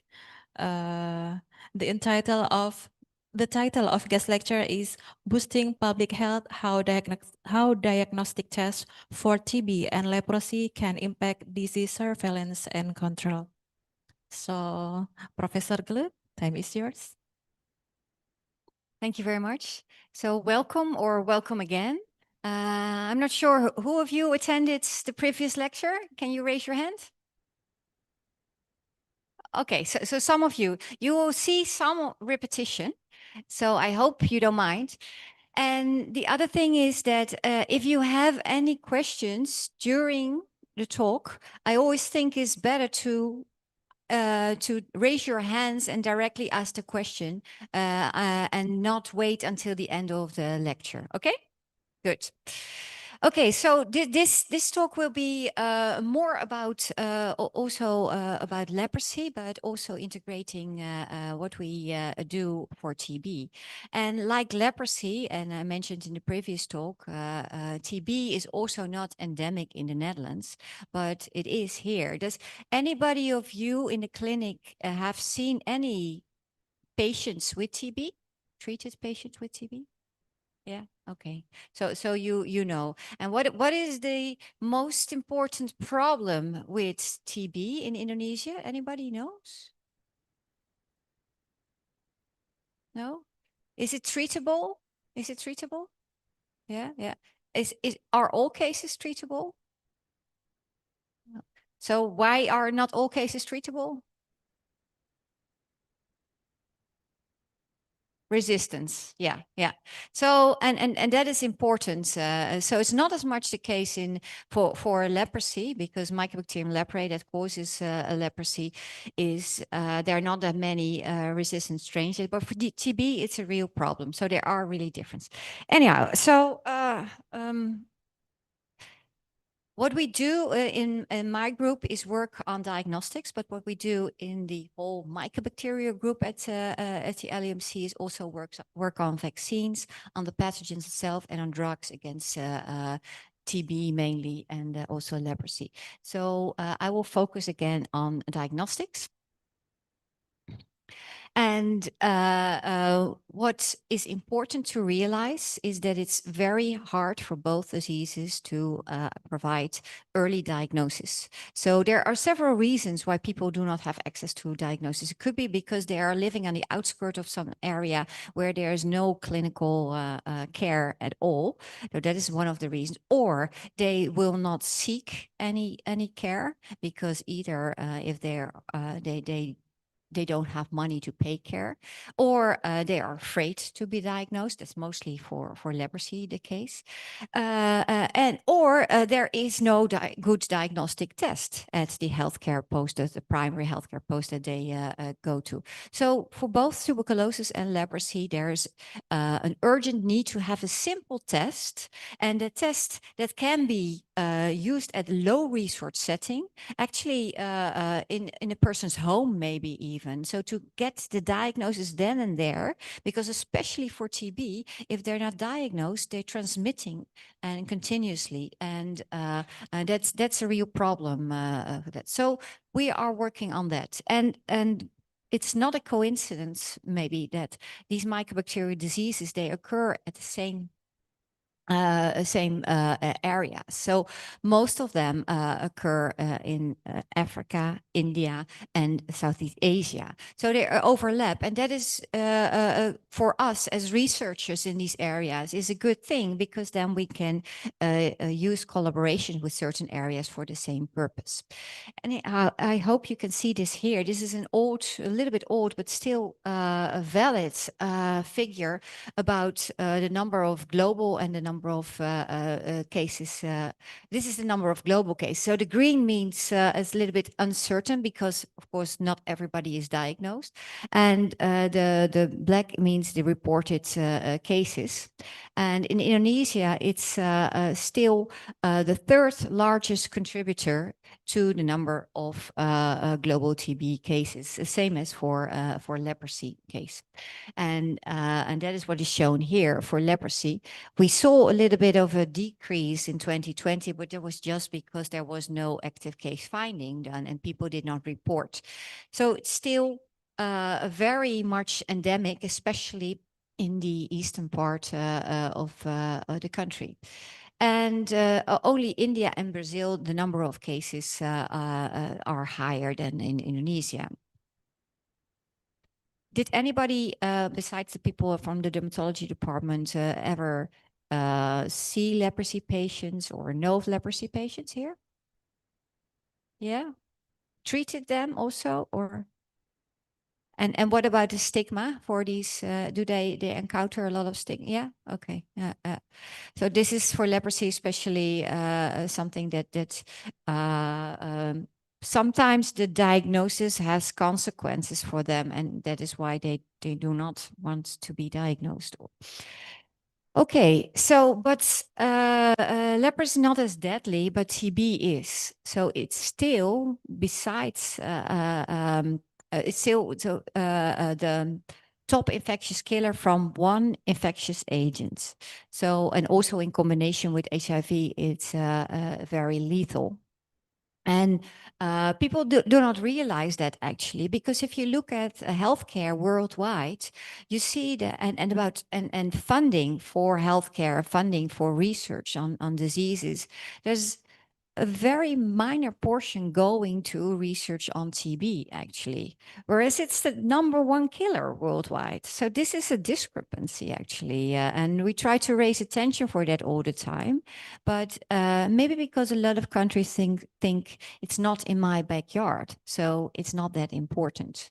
And also that maybe sometimes healthcare, government healthcare is more focused on things like transplantation or regenerative medicine, and not thinking about these really urgent, almost pandemics.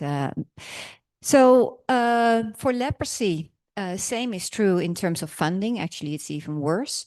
And it's also poverty-associated disease, but it's not as lethal. And it's caused by Mycobacterium leprae. That is the most known one.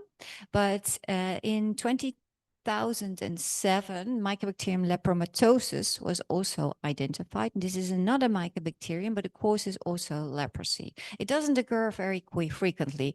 Have any of you seen in Indonesia an infection with Mycobacterium lepromatosis? Yes, you have? Yeah. Many cases? No, yeah. And so it's I will get back to that later also. Yeah. So as I mentioned already, transmission is a problem because it's going on, and we can only efficiently treat people if they are detected early, and this is not often the case. So some differences between tuberculosis and leprosy. So tuberculosis caused by Mycobacterium tuberculosis, leprosy caused by Mycobacterium leprae, and lepromatosis. The pathogen that causes the disease was discovered in 1873, so by Hansen, so for leprosy, and a little bit later by Koch for MTB. Before that, they did not know, and they thought that leprosy was a genetic disease because people living closely together and that were related, they of course interacted with each other for a long time, and they infected each other. And so that is why large communities also started living together, because they were not different from others and they all had a disease. But it's not a genetic disease. And it is an infectious disease. And that is what was important about this discovery. So tuberculosis affects the lung, and leprosy the skin and the nerves, and they have shared characteristics. The bacteria also have ways to evade the immune system from killing them, and they can both remain in the body for many, many years without showing signs and symptoms. That is because they evade the immune system in so-called granuloma. So they have shared characteristics, and as I showed already, they occur at the same countries worldwide, and therefore it also allows us to have a shared research strategy. However, leprosy was first for many things, as I already showed, for the detection of the bacterium, but also for the association between HLA and disease, because I don't know who is aware of the function of HLA here. Are you all familiar with what HLA does? Human leukocyte antigen. So for the students that are not, this is a molecule that allows a T cell to recognize foreign antigens. And you have, but there's a polymorphism of HLA. You inherit one of your mother, one of your father, and certain types of HLA, they confer susceptibility to certain diseases. So if you have a certain HLA, you're more susceptible for leprosy, for instance. So It does still not mean that it's a genetic disease, but this is what was discovered, that there was an HLA disease susceptibility link. And also regulatory T cells, so-called Tregs. So these are cells that can suppress the immune system and therefore also very important in immunology. Was detected also in leprosy, as well as the T helper 1, T helper 2 dualism. So it's an equilibrium. If you have a lot of Th1, then you are able to kill bacteria, especially these mycobacteria. If you have a lot of Th2, then you're not. And usually this should be in balance, these two type of cells, but they also counteract each other. So important findings were found for diagnosis of leprosy is still made clinically. Also the for other clinician diseases, uses these 3 findings were cardinal important. signs for But the diagnosis of leprosy, namely, namely, first, skin patches with loss of sensation, say, because enlarged it peripheral is nerves, diagnosed clinically and only, so also it cannot detect bacteria-positive preclinical slit skin leprosy smears and or therefore positive not biopsies. be preventable because clinical signs are skin patches that have loss of sensitivity, or they can be enlarged peripheral nerves.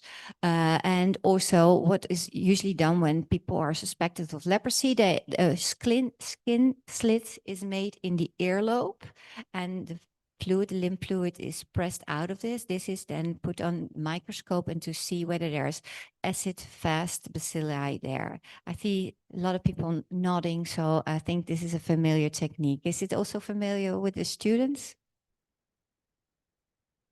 But this is also very painful. So if you want to do things like that amongst contacts who do not have the disease and are not suspected of the disease, then a lot of people refuse. So for contact investigations, this is not always the way to go.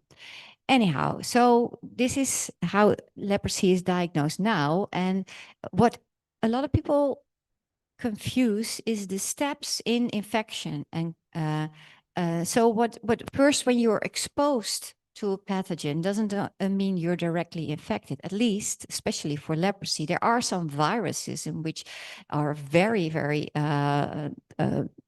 very virulent, and therefore everybody that's exposed is also infected. But for Mycobacterium leprae, this is not the case. So people are exposed and they can just get rid of the bacteria. In some individuals, especially if they have long contact with a source of transmission, then colonization can take place. And usually these are the nasal part of the nose, because there the temperature is a little bit lower, and Mycobacterium leprae likes lower temperatures than normal bacteria.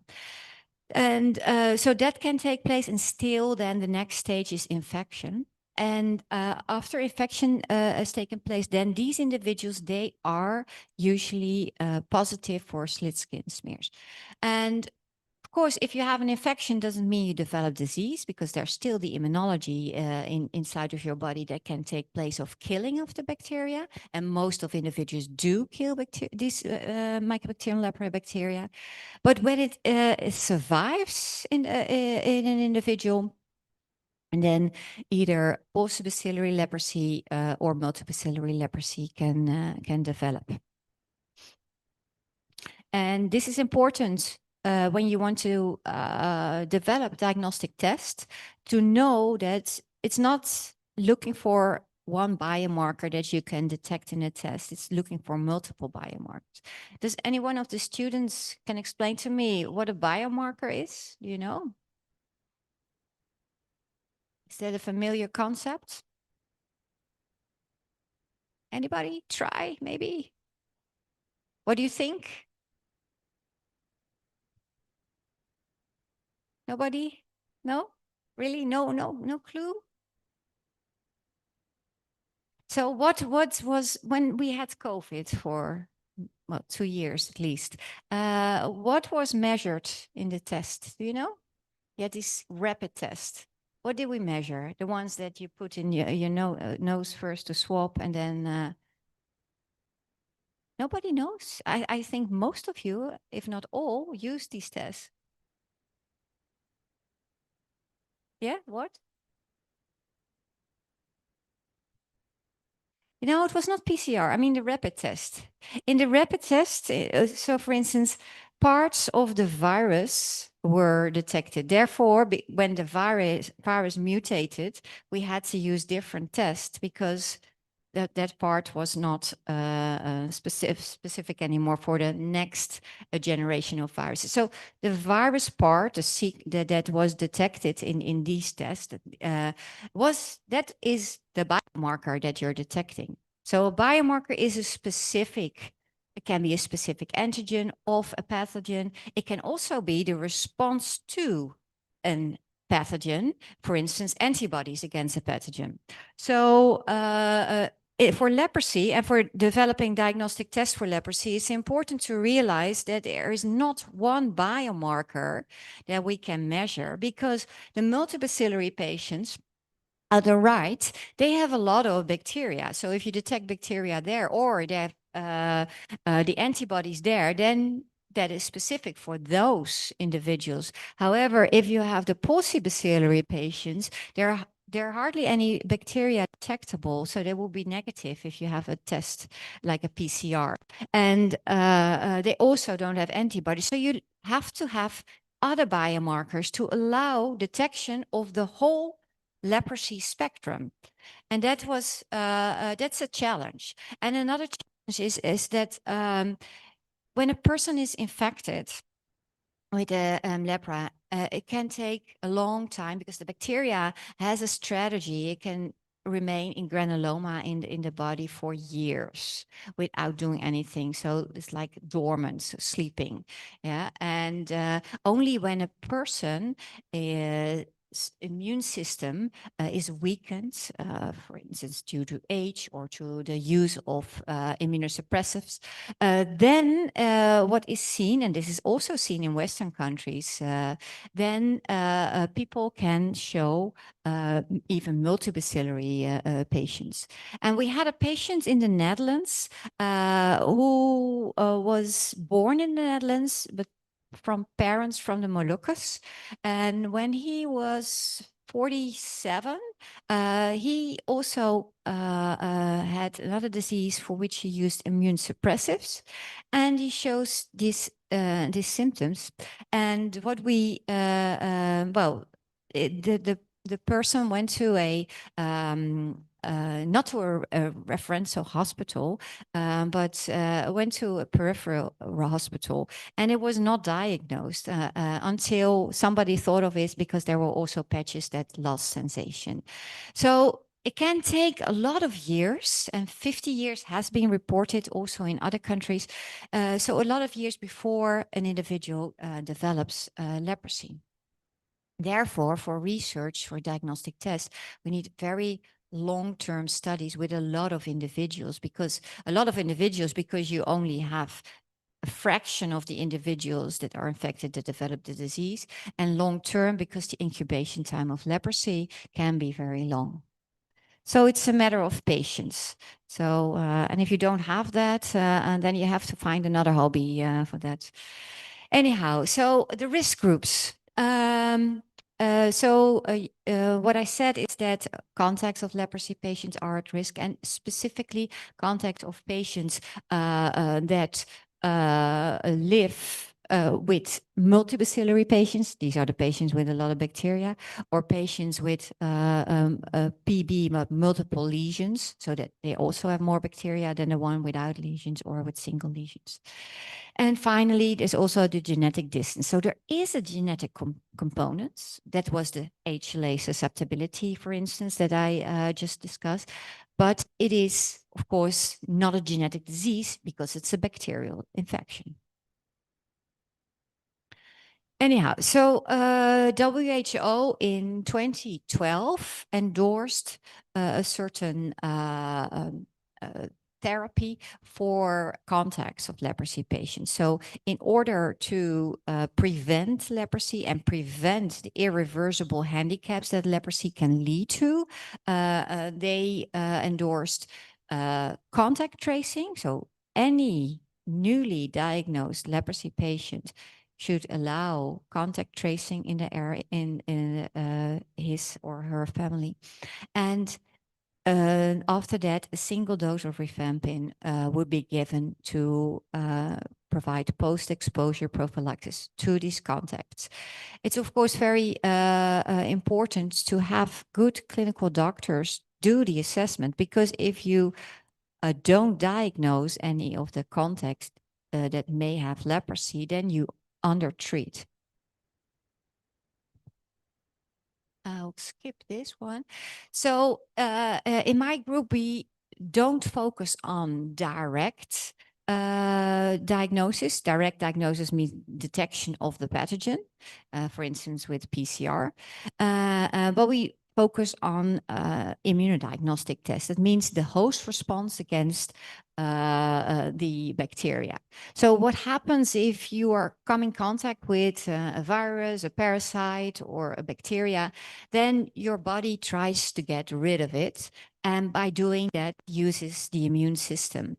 And during that process, during the elimination of the pathogen, there are certain cells at play, and these cells produce certain molecules, and these molecules in the blood are biomarkers for either infection or for disease, and they can be measured.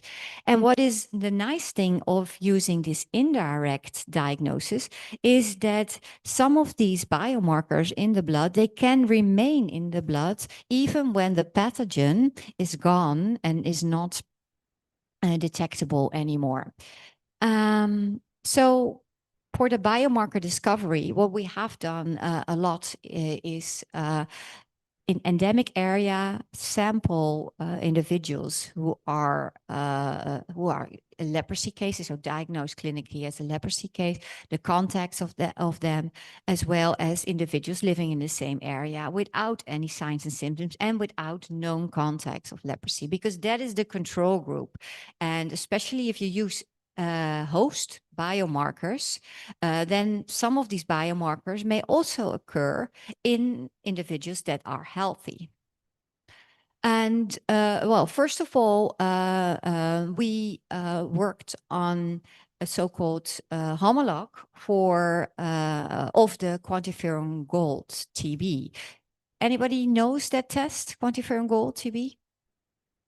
What do you use here for a diagnosis of TB?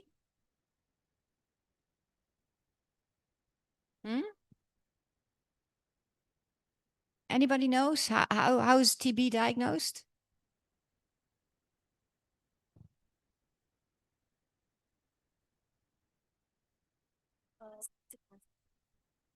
Acid fast bacilla, yeah, but that's in sputum. Yeah, so you need sputum.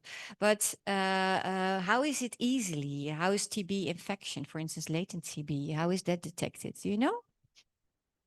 Yeah, yeah.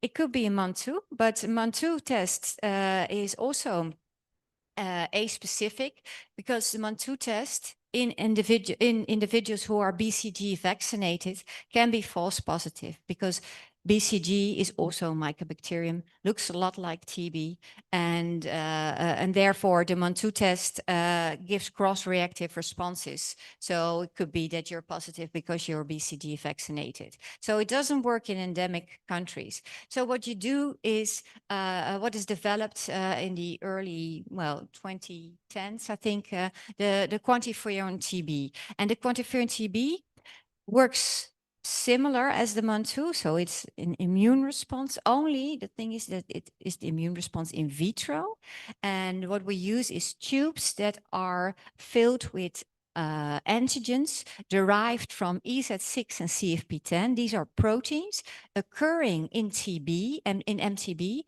but not occurring in BCG, so that you know if you get an in vitro response of your T cells to this that is specific for MTB and not BCG. That is how you can discriminate that. Anyhow, long story short, these EZ6 and CFP10, these proteins are also present in Mycobacterium leprae. So we thought, okay, that's easy. We just do the same test, but then with Mycobacterium leprae and MTB homologs, because they have around 30% homology. However, if we tested TB patients with this, then they were also positive. And of course, in an area where leprosy is endemic, usually TB is also endemic. So you don't want a leprosy-specific test to be cross-reacted with TB because you would false diagnose that. So that was a no-go for these homologs of the quantiferon TB test. So by that time, the genome of Mycobacterium leprae was sequenced by Stuart Cole at the Pasteur Institute. And so we could use the sequence data to identify which antigens specifically occur in M. leprae and not at all without any homology, zero homology in the other mycobacteria. So we worked a lot on that in the early 2000s, and a lot of that, so we tested these unique antigens. So we made recombinant proteins of that, tested them, and found which one were specific for leprosy patients. It did require an overnight stimulation, just like the quantiferon TB. So we took the blood, stimulated them with these unique antigens, took off the supernatant, and then tested interferon gamma. And does anybody know why interferon gamma? Interferon gamma is the hallmark for Th1. So Th1 responses are important for the clearance of mycobacteria. So if you have an interferon gamma response against the unique M. leprae antigen, it means you have been infected with M. leprae. Infected or exposed, this could also be. Anyhow, so we tested a lot of patients and controls, and what we found is that the household contacts, as well as the patients, but also endemic controls in high endemic area, they also produced interferon gamma against these antigens. So it wasn't specific enough.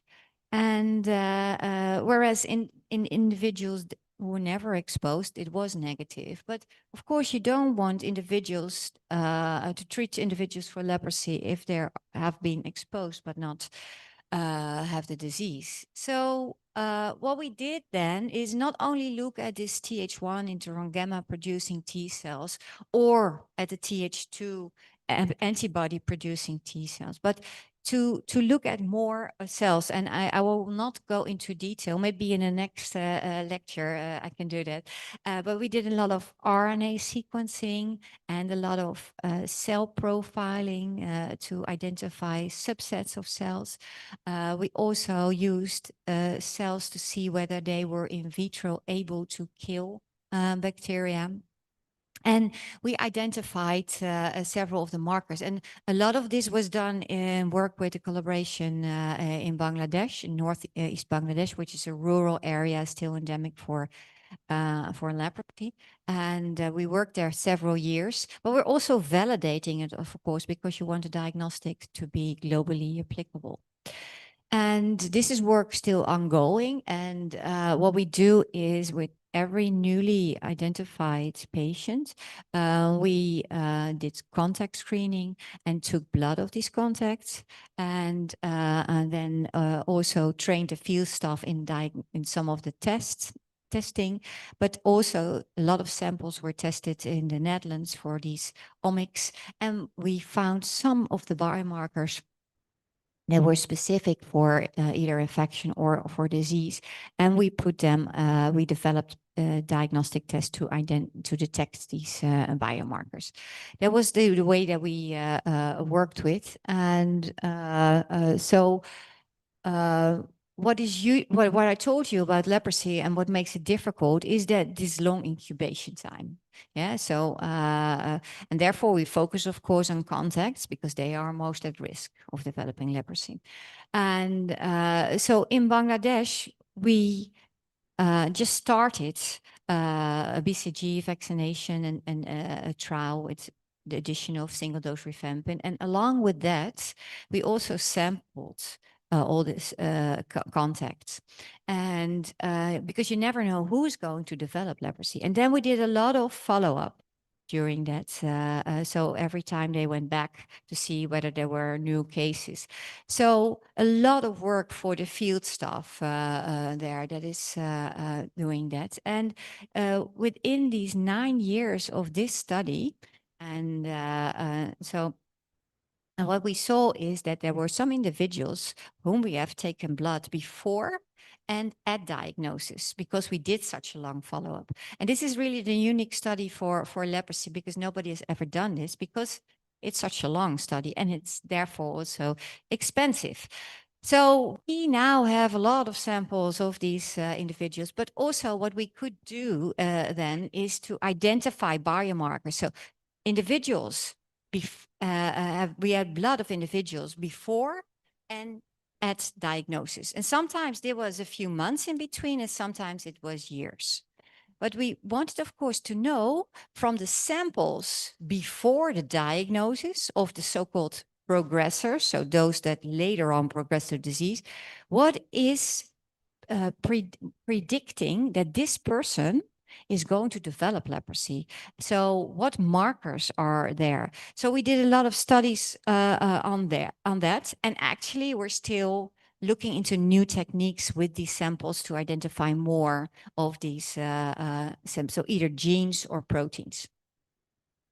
And one of the PhD students in my lab, Anouk van Hooy, so she worked a lot on this and published that. And so we have now biomarkers for either postbacillary disease or multibacillary disease, or that are specific for both, and that either require no incubation at all, or that require this overnight whole blood stimulation.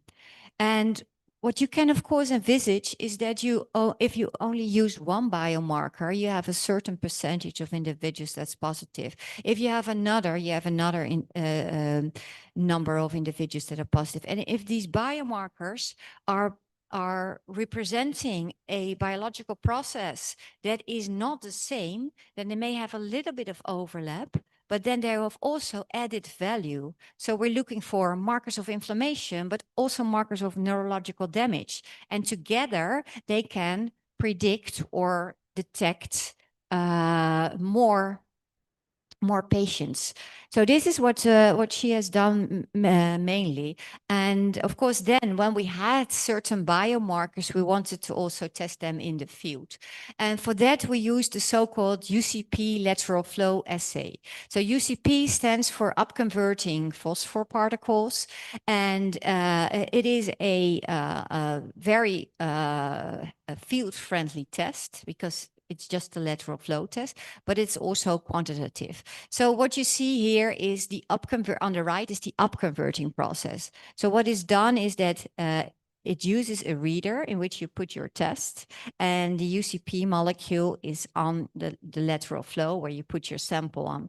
What happens is that the reader provides an infrared signal, and then the molecules that are labels of the biomarkers that you detect. These molecules are brought to a higher energy level, and then this is called upconverting, and this goes along with the production of luminescence, and the luminescence is detected by this reader. It's a very small portable device, and you can do this over and over again, because as you may recall from COVID, when you had the test, you had a certain number of minutes, and after that it was not valid anymore because it was all faded away. Well, this test you can put in after 20 minutes in the reader, but also years and years later, because it still remains stable. So quantitation is an important aspect, and so it's still quantitative, like in an ELISA. It's also operator independent. You can maybe remember from, at least I can remember from COVID, if we did a test and I did not want to go somewhere, and the test was, in between, and I said, well, it's positive, I cannot go. But if I wanted to go somewhere, then I be okay, well, it's negative, and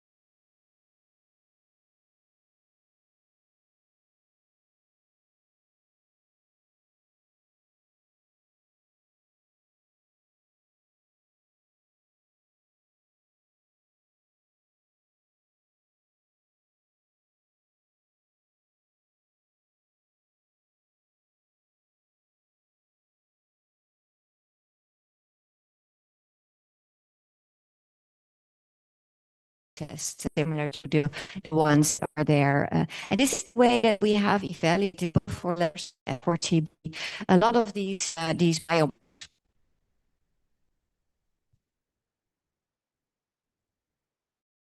work anymore. Okay, so but it's always important. Sometimes researchers forget. It's very nice that you can make it, but read it and what are you going to do to use it for? And also, what do you do with the results? What does the clinician do with the results? So, that is very important in terms of use cases. In terms of use cases. So, for this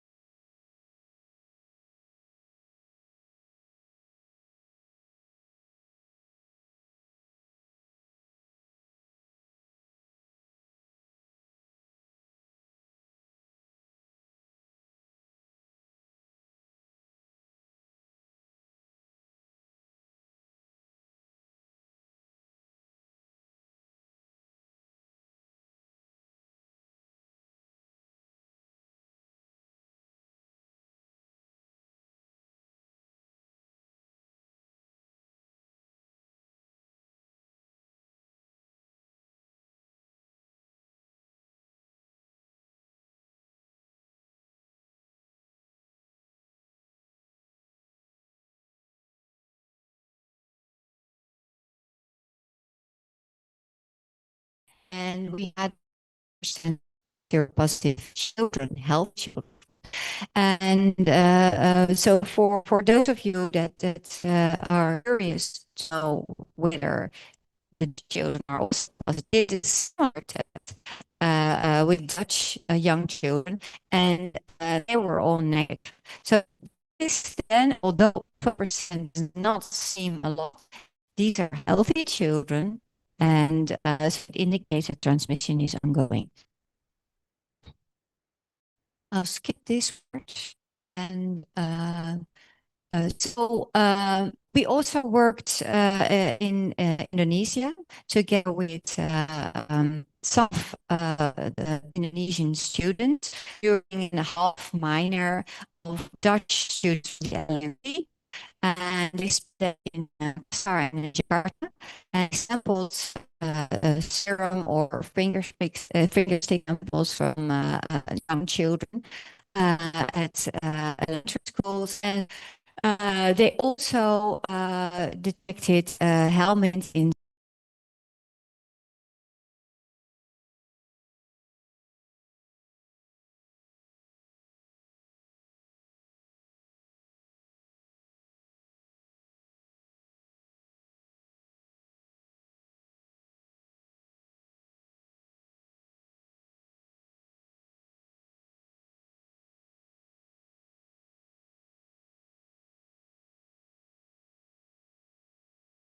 cases detected in this area. And overall, there's a correlation between the number of cases and seropositivity. But in Southwest Sumba, there was not. So there were much more children positive, and really 30% is really a lot. It was the highest that we ever tested. And the new case detection rate was low. So this was a kind of puzzle, but then again, there were also some dermatologists going to Sumba area, and they detected a lot of undiagnosed cases, even MB cases. So this describes that you can use this survey in young children also to detect cases that are hidden because they perpetuate the transmission. And as I already mentioned, so we measured the seropositivity in different areas. And what we found, if we compared rural versus urban areas, then there is a higher seropositivity level in rural areas. And if we compare helminth positive children with helminth negative children, then we saw that the positive children were also higher in their seropositivity for mLEPR. So that means that presence of helminths, which usually induces Th2 responses and suppresses Th1 responses, induces more infection. And that's because the Th1 is lower and the Th1 is necessary for the eradication of the bacteria. And so this makes sense, but this is also how we can test this, and how you know what risk factors for mLEPR infection. Finally, we also did a questionnaire among the parents of the children, and we saw that those children that were in a higher socioeconomic standard class, they had less infection. It could be that they interacted more or less with leprosy patients, or were less exposed. And finally, what I wanted to show you is that we also did, we were a partner in a large trial in the Comoros and Madagascar. These are islands near the coast of around Mozambique, Tanzania. And what we did there is we were the partner that looked at seropositivity in the whole community, so not only children, the whole community, before they did a large-scale intervention in as a post-exposure prophylaxis intervention in these villages, and after they had done this. So what was done there by the team of ITM in Antwerp mainly, and together with the health care systems in Madagascar or in the Comoros, what was done is they went to look for the patients and for the contacts in certain areas around the index case, and they provided in several they provided different regimens. So either they provided no post-exposure prophylaxis, or they provided only to the direct contact, or also to the neighbors. So they're different regimens. And in one of the arms, we also tested these samples. And so what was done is we had sampling at that stage. We did not have the PGO1 Cure Rapid cassettes, so it was a lot of work for the healthcare staff to sample this and use the lateral flow strips. Anyhow, so because this 47-pound strip. That's a lot of work for a small team. So that's really was really great work. And over 30,000 contacts and almost 500 patients were tested this way. So what we saw first in the patients was confirmative of the previous data is that the most responsive, most antibody positive was in the MB cases, and some also in the PB cases. There's correlation again with the bacterial index, being that a lot of bacteria have high seropositivity. So this confirms that even at these rural sites in low research settings with field staff that had never done this before, this test was very easy to, it was feasible to carry out tests. And then we investigated the contact. So you see here Anjouan, Moili, and Madagascar. These are the 3 islands actually.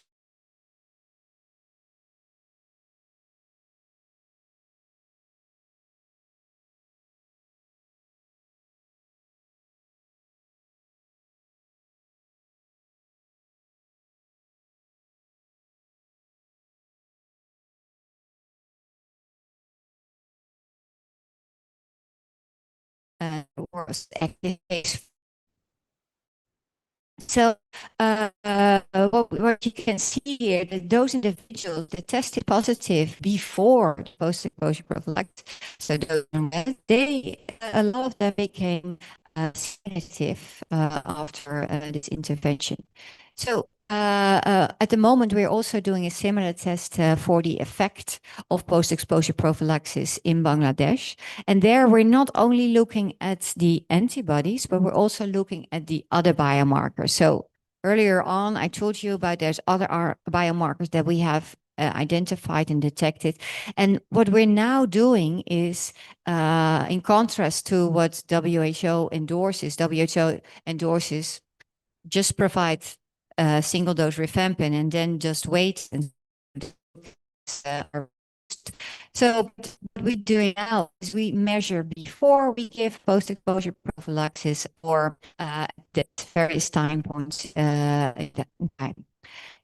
Okay, so here in the audience may be getting hungry. So this is the last topic I just wanted to mention because it's different. I mentioned it in the previous talk, and it is an important topic also for Western countries, I think, and that is transmission and One Health.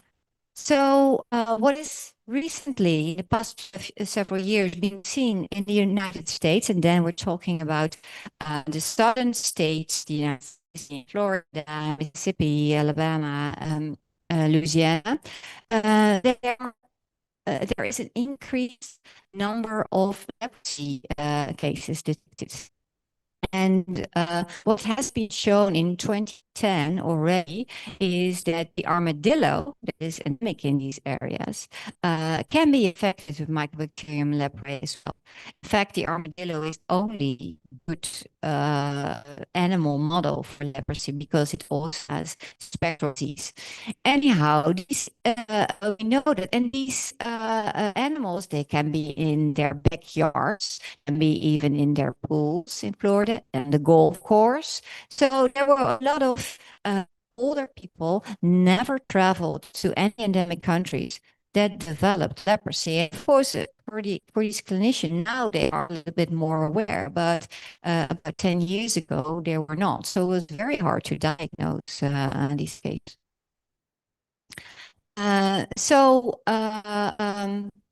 That's what is shown here. And this we also studied in Brazil, where there's also armadillos being kept by people as a source of protein.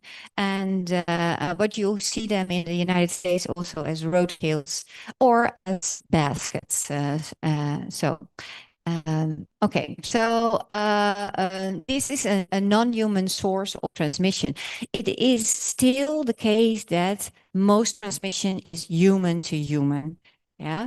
But when you take away the human source, then it becomes important to also take away the environmental source, being in this case armadillos, because otherwise it can perpetuate in this way.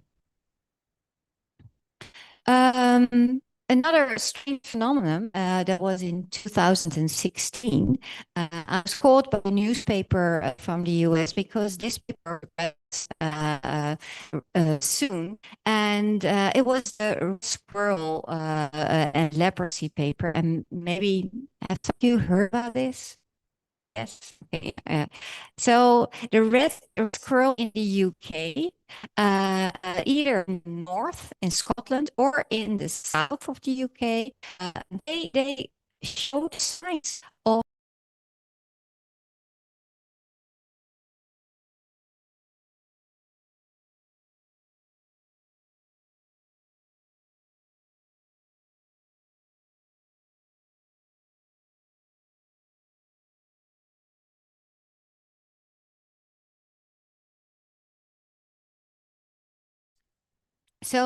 but you can see on the nozzle and the ears that this animal has leprosy. And then scientists, they sequence the M. leprae in present in these animals, mostly in roadkills, because they are a protected animal and you cannot investigate them without any approved ethical permission. So a lot of them were roadkills, and the M. leprae present in the south of the UK was a certain form that was also present in skeletons from medieval graveyards of skeletons that showed also signs of leprosy.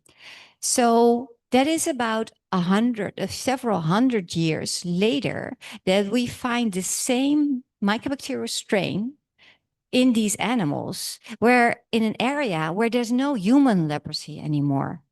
And what made it even more interesting, I thought, is that in the north, so in Scotland, the strain that was found in these animals with leprosy was Mycobacterium lepromatosis. So it was not M. leprae. And this is very, very rare. And so these mycobacteria have somehow survived for centuries without being noticed. And this still is kind of an enigma. And I'm working together with the University of Edinburgh to see whether we can still, in these roadkills, still detect Mycobacterium leprae or Mycobacterium lepromatosis. And what you're seeing here is on the right is an anesthetized animal, because we had some ethical clearance to capture some of these animals and then take a little bit of their blood to detect also whether they had antibodies against PGL1. And what we saw here, which maybe see visible there, is if they had no clinical signs, they did not have any antibodies. And if they had clinical signs, then they showed a lot of antibodies. Some of them, in this course that we were following them, they developed clinical signs. And also there you see that there is an increasing antibody level. So the test that we have can also be used to check whether if the UK decides to put these squirrels in another area to see whether they are really negative or not. So it's for screening animal purposes as well. Yeah. So so we use this test. We can use this test in armadillos, and we can also use this test in squirrels. And this is also now ongoing in research in the US and the UK. And as I promised, I would also say something about tuberculosis, and it's one of the it's the top killer worldwide, but still we don't have a good test. And what is one of the problems in tuberculosis is diagnosis. And so what you can see here is the schedule of the type of test that we are looking for. So what we want is a triage test for TB, because if TB patients or suspects come to a primary clinic, the primary clinic does not have a lot of tools to diagnose, and it's expensive to do some of the tests. And but if they get no diagnosis, then you will lose them for follow-up, and they will keep on transmitting. So what is important that you have at these primary healthcare settings, at low resource settings, that you have a simple test.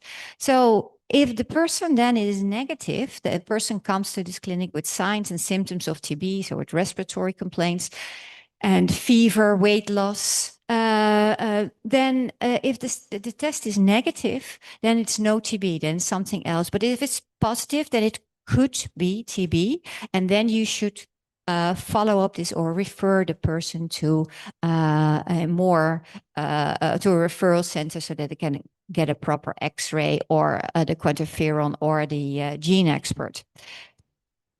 This the aim that we have then is that we will have a non-sputum based test, because what was said by one of you earlier on is to detect acid-fast bacilli in sputum is a way to diagnose, but it's for some individuals hard to provide sputum, especially also for children, HIV positive individuals. They are sometimes paucibacillary, so you will not find positive culture. Also, culturing is difficult and prone to infection. Other infection. So this will reduce the lack of access to diagnosis, reduce diagnostic delay, and also reduce transmission and reduce the costs. So we have been working there on with a lot of African partners, and also some of them, some in Indonesia, but for many years, since 2010. And we now have we now have a test that is a multi-biomarker test based on 3 biomarkers that we detect in fingerstick blood, quantitative, and that has a target project profile that is a description, characteristic of a test that is aimed for. So it has a TPP that is the same as WHO has endorsed. Okay, so we did also some of these tests in Italy, so in Europe, where there's a lot of TB from migrants, and also in Asia. And what you can see here is that the contact of TB in these multi-biomarker tests are very low, whereas the TB side specific 6. And what is also important, especially what we discussed earlier on, does anybody remember what was the problem with TB besides lack of diagnosis? Yeah, resistance. Yeah. And so therefore you want to also monitor the treatment that you're giving, and especially in areas where there's a lot of multi-drug resistant or extreme drug resistant or totally drug resistant TB. So what we can do also with these tests, with these markers, we can follow the individual biomarkers in time by measuring with these tests and see whether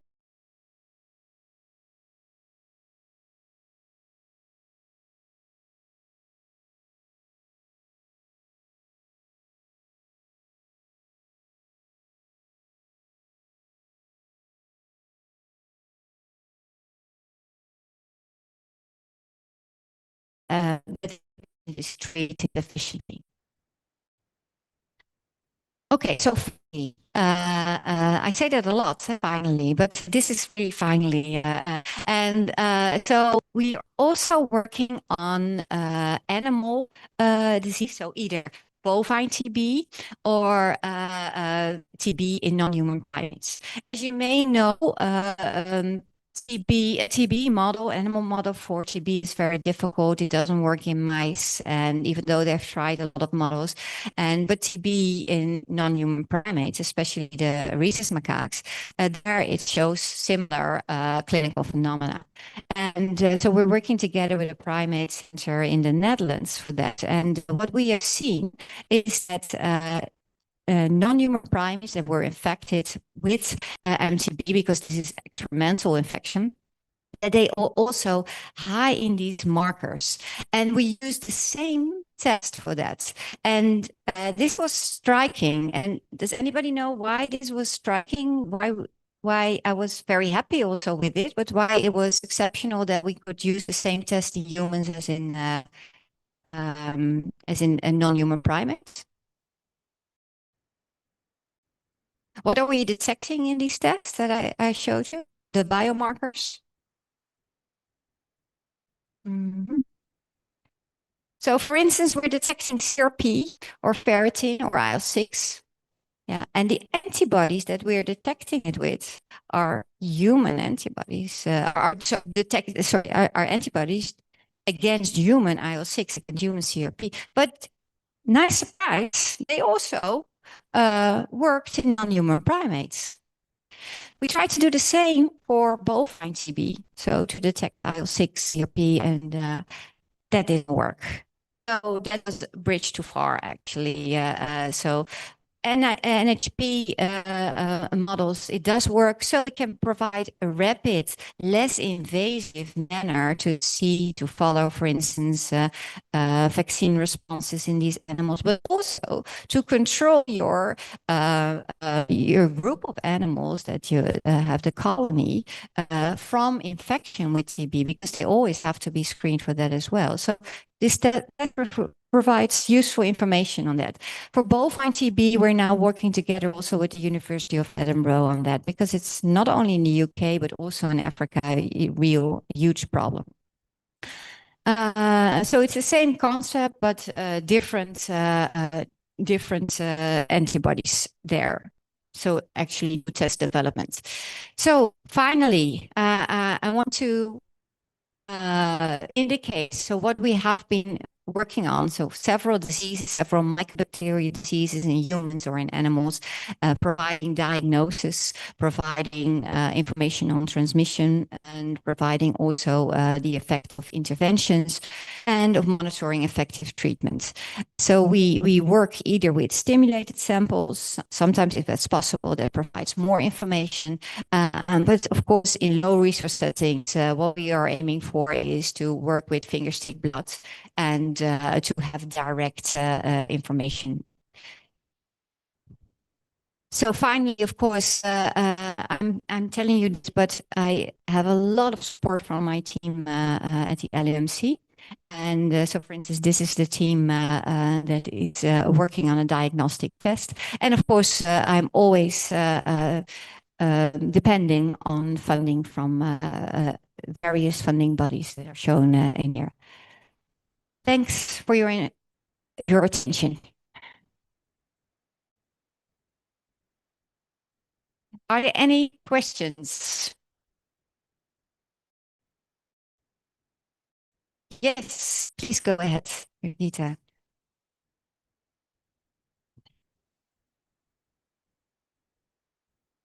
Yes, good afternoon, Prof.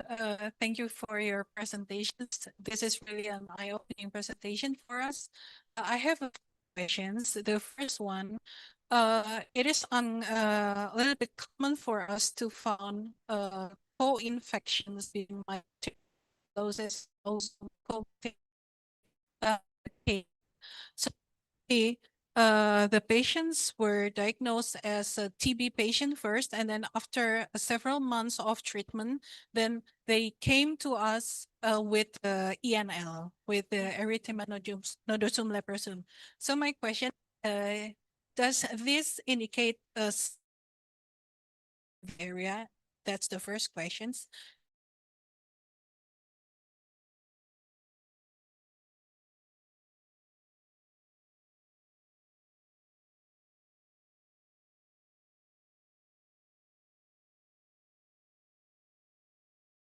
That a pregnant mother, it is also a positive with leprosy. So the leprosy is still active when she is pregnant. So does this indicate something? Thank you, Prof. Thank you for your questions. Here.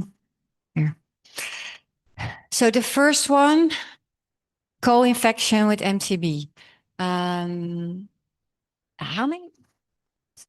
many cases are you talking about? Is it anecdotal, or how many cases are you talking about? It is quite common. Quite common. Yes. In quite TB. common. Yes. Annual number cases here? No, we haven't done a retrospective. Maybe it's a subject for a PhD. Yeah, no, but I have to say I don't know whether that what's indicating. They are both, of course, endemic in the same areas. They are both poverty-associated diseases. So it could be that people are, and then they are treated, and then they show ENL. That ENL is multibacillary leprosy. It could be that they were both in hiding in granuloma, and then when you are providing TB treatment, including rifampin, probably, and that M. leprae was killed as well, causing the leprosy reaction ENL. But I don't know. I don't know. Yeah. Yeah. And also, I have one more question, Prof. Is there any concern because we implemented the single dose rifampicin since 2012, even though it is not well implemented with the MDR-TB? Is there any correlation with those two? Thank you. According to expert, there is not. So I've been on the expert panel, not as an expert, but as an observer. And so if you give only a single dose, even being that rifampin or a single double dose rifampin or bedaquiline, there is no indication that that will be inducing AMR in MTB. What is very important, of course, is that you're checking whether the person has TB when you provide a single dose. So that's clinical screening is very important in that respect. Yeah. But you had a question on mother and child. Whether what was the question again? So we encountered several cases where a pregnant mother with positive cases of leprosy. Yeah. Yeah. Yeah. So does this indicate something to the society? To the society, or I mean, does this indicate like this is an endemic area or something like that, Prof? I see what you mean. Yeah, but I don't think. This would happen. Well, if you look at the individual only, then you need infection before you develop this disease. And pregnant women, they have a suppressed immune response. Probably after birth, they frequently develop also the leprosy reaction because of the inflammation again occurring against the bacterium. But if you have a lot of those cases, I don't know, what is the percentage? What is the relation between? I don't know whether you can say and that is a indication that your area is endemic. The number of leprosy patients or the number of child cases, that should indicate that. Yeah. Okay, thank you, Prof.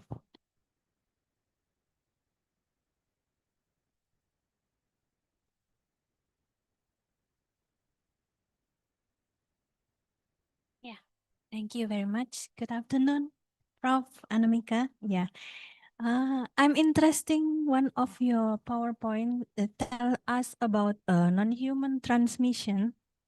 After COVID era, we think in leprosy also has some like could we conduct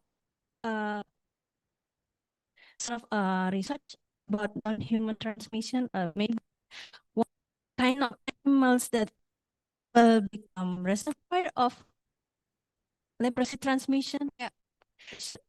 Thank you. Yeah, thanks for your question. As I showed, is that the armadillo in the southern states of the United States and in Brazil and Mexico can carry M. leprae.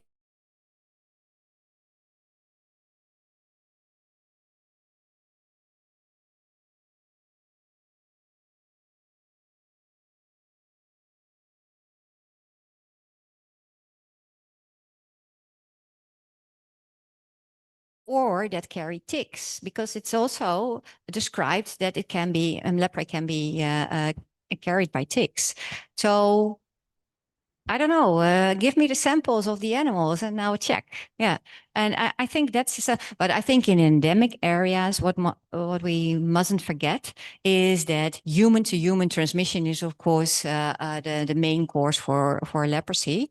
But yeah, I think it makes sense. Yeah. Is there any animal that you're thinking of in particular? Some months ago, I've emailed by professor from Utrecht about the case of suspect Prof. I forgot about it. Okay. I will tell you later. Yeah. He suspect Bubalorum in. Yeah. Yeah. But I already know. contact. Yeah. Contact veterin. Yeah. That's right. Well, we actually tested his samples, and they were negative, but doesn't mean that these animals could not be infected. But I don't think they are transmitting it. I think you must look for an animal like the armadillos and the squirrels being ground. Small Yeah, I think so. Yeah. Anyway. Yeah. Thank you.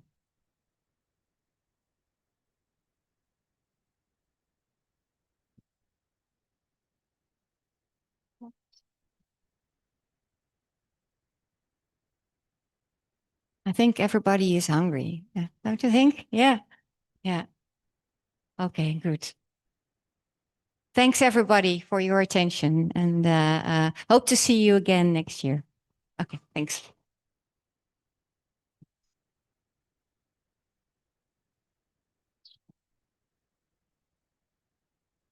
Okay, thank you, Professor Annemieke Geluk, for the inspiring lecture. I believe it will be so beneficial for our faculty members for adding their insight and also to our medical students. Okay, and yes, maybe you all hungry now? Okay, so on behalf of the committee, I thank you for your participation in this guest lecture. See you next time. Wassalamualaikum warahmatullahi wabarakatuh.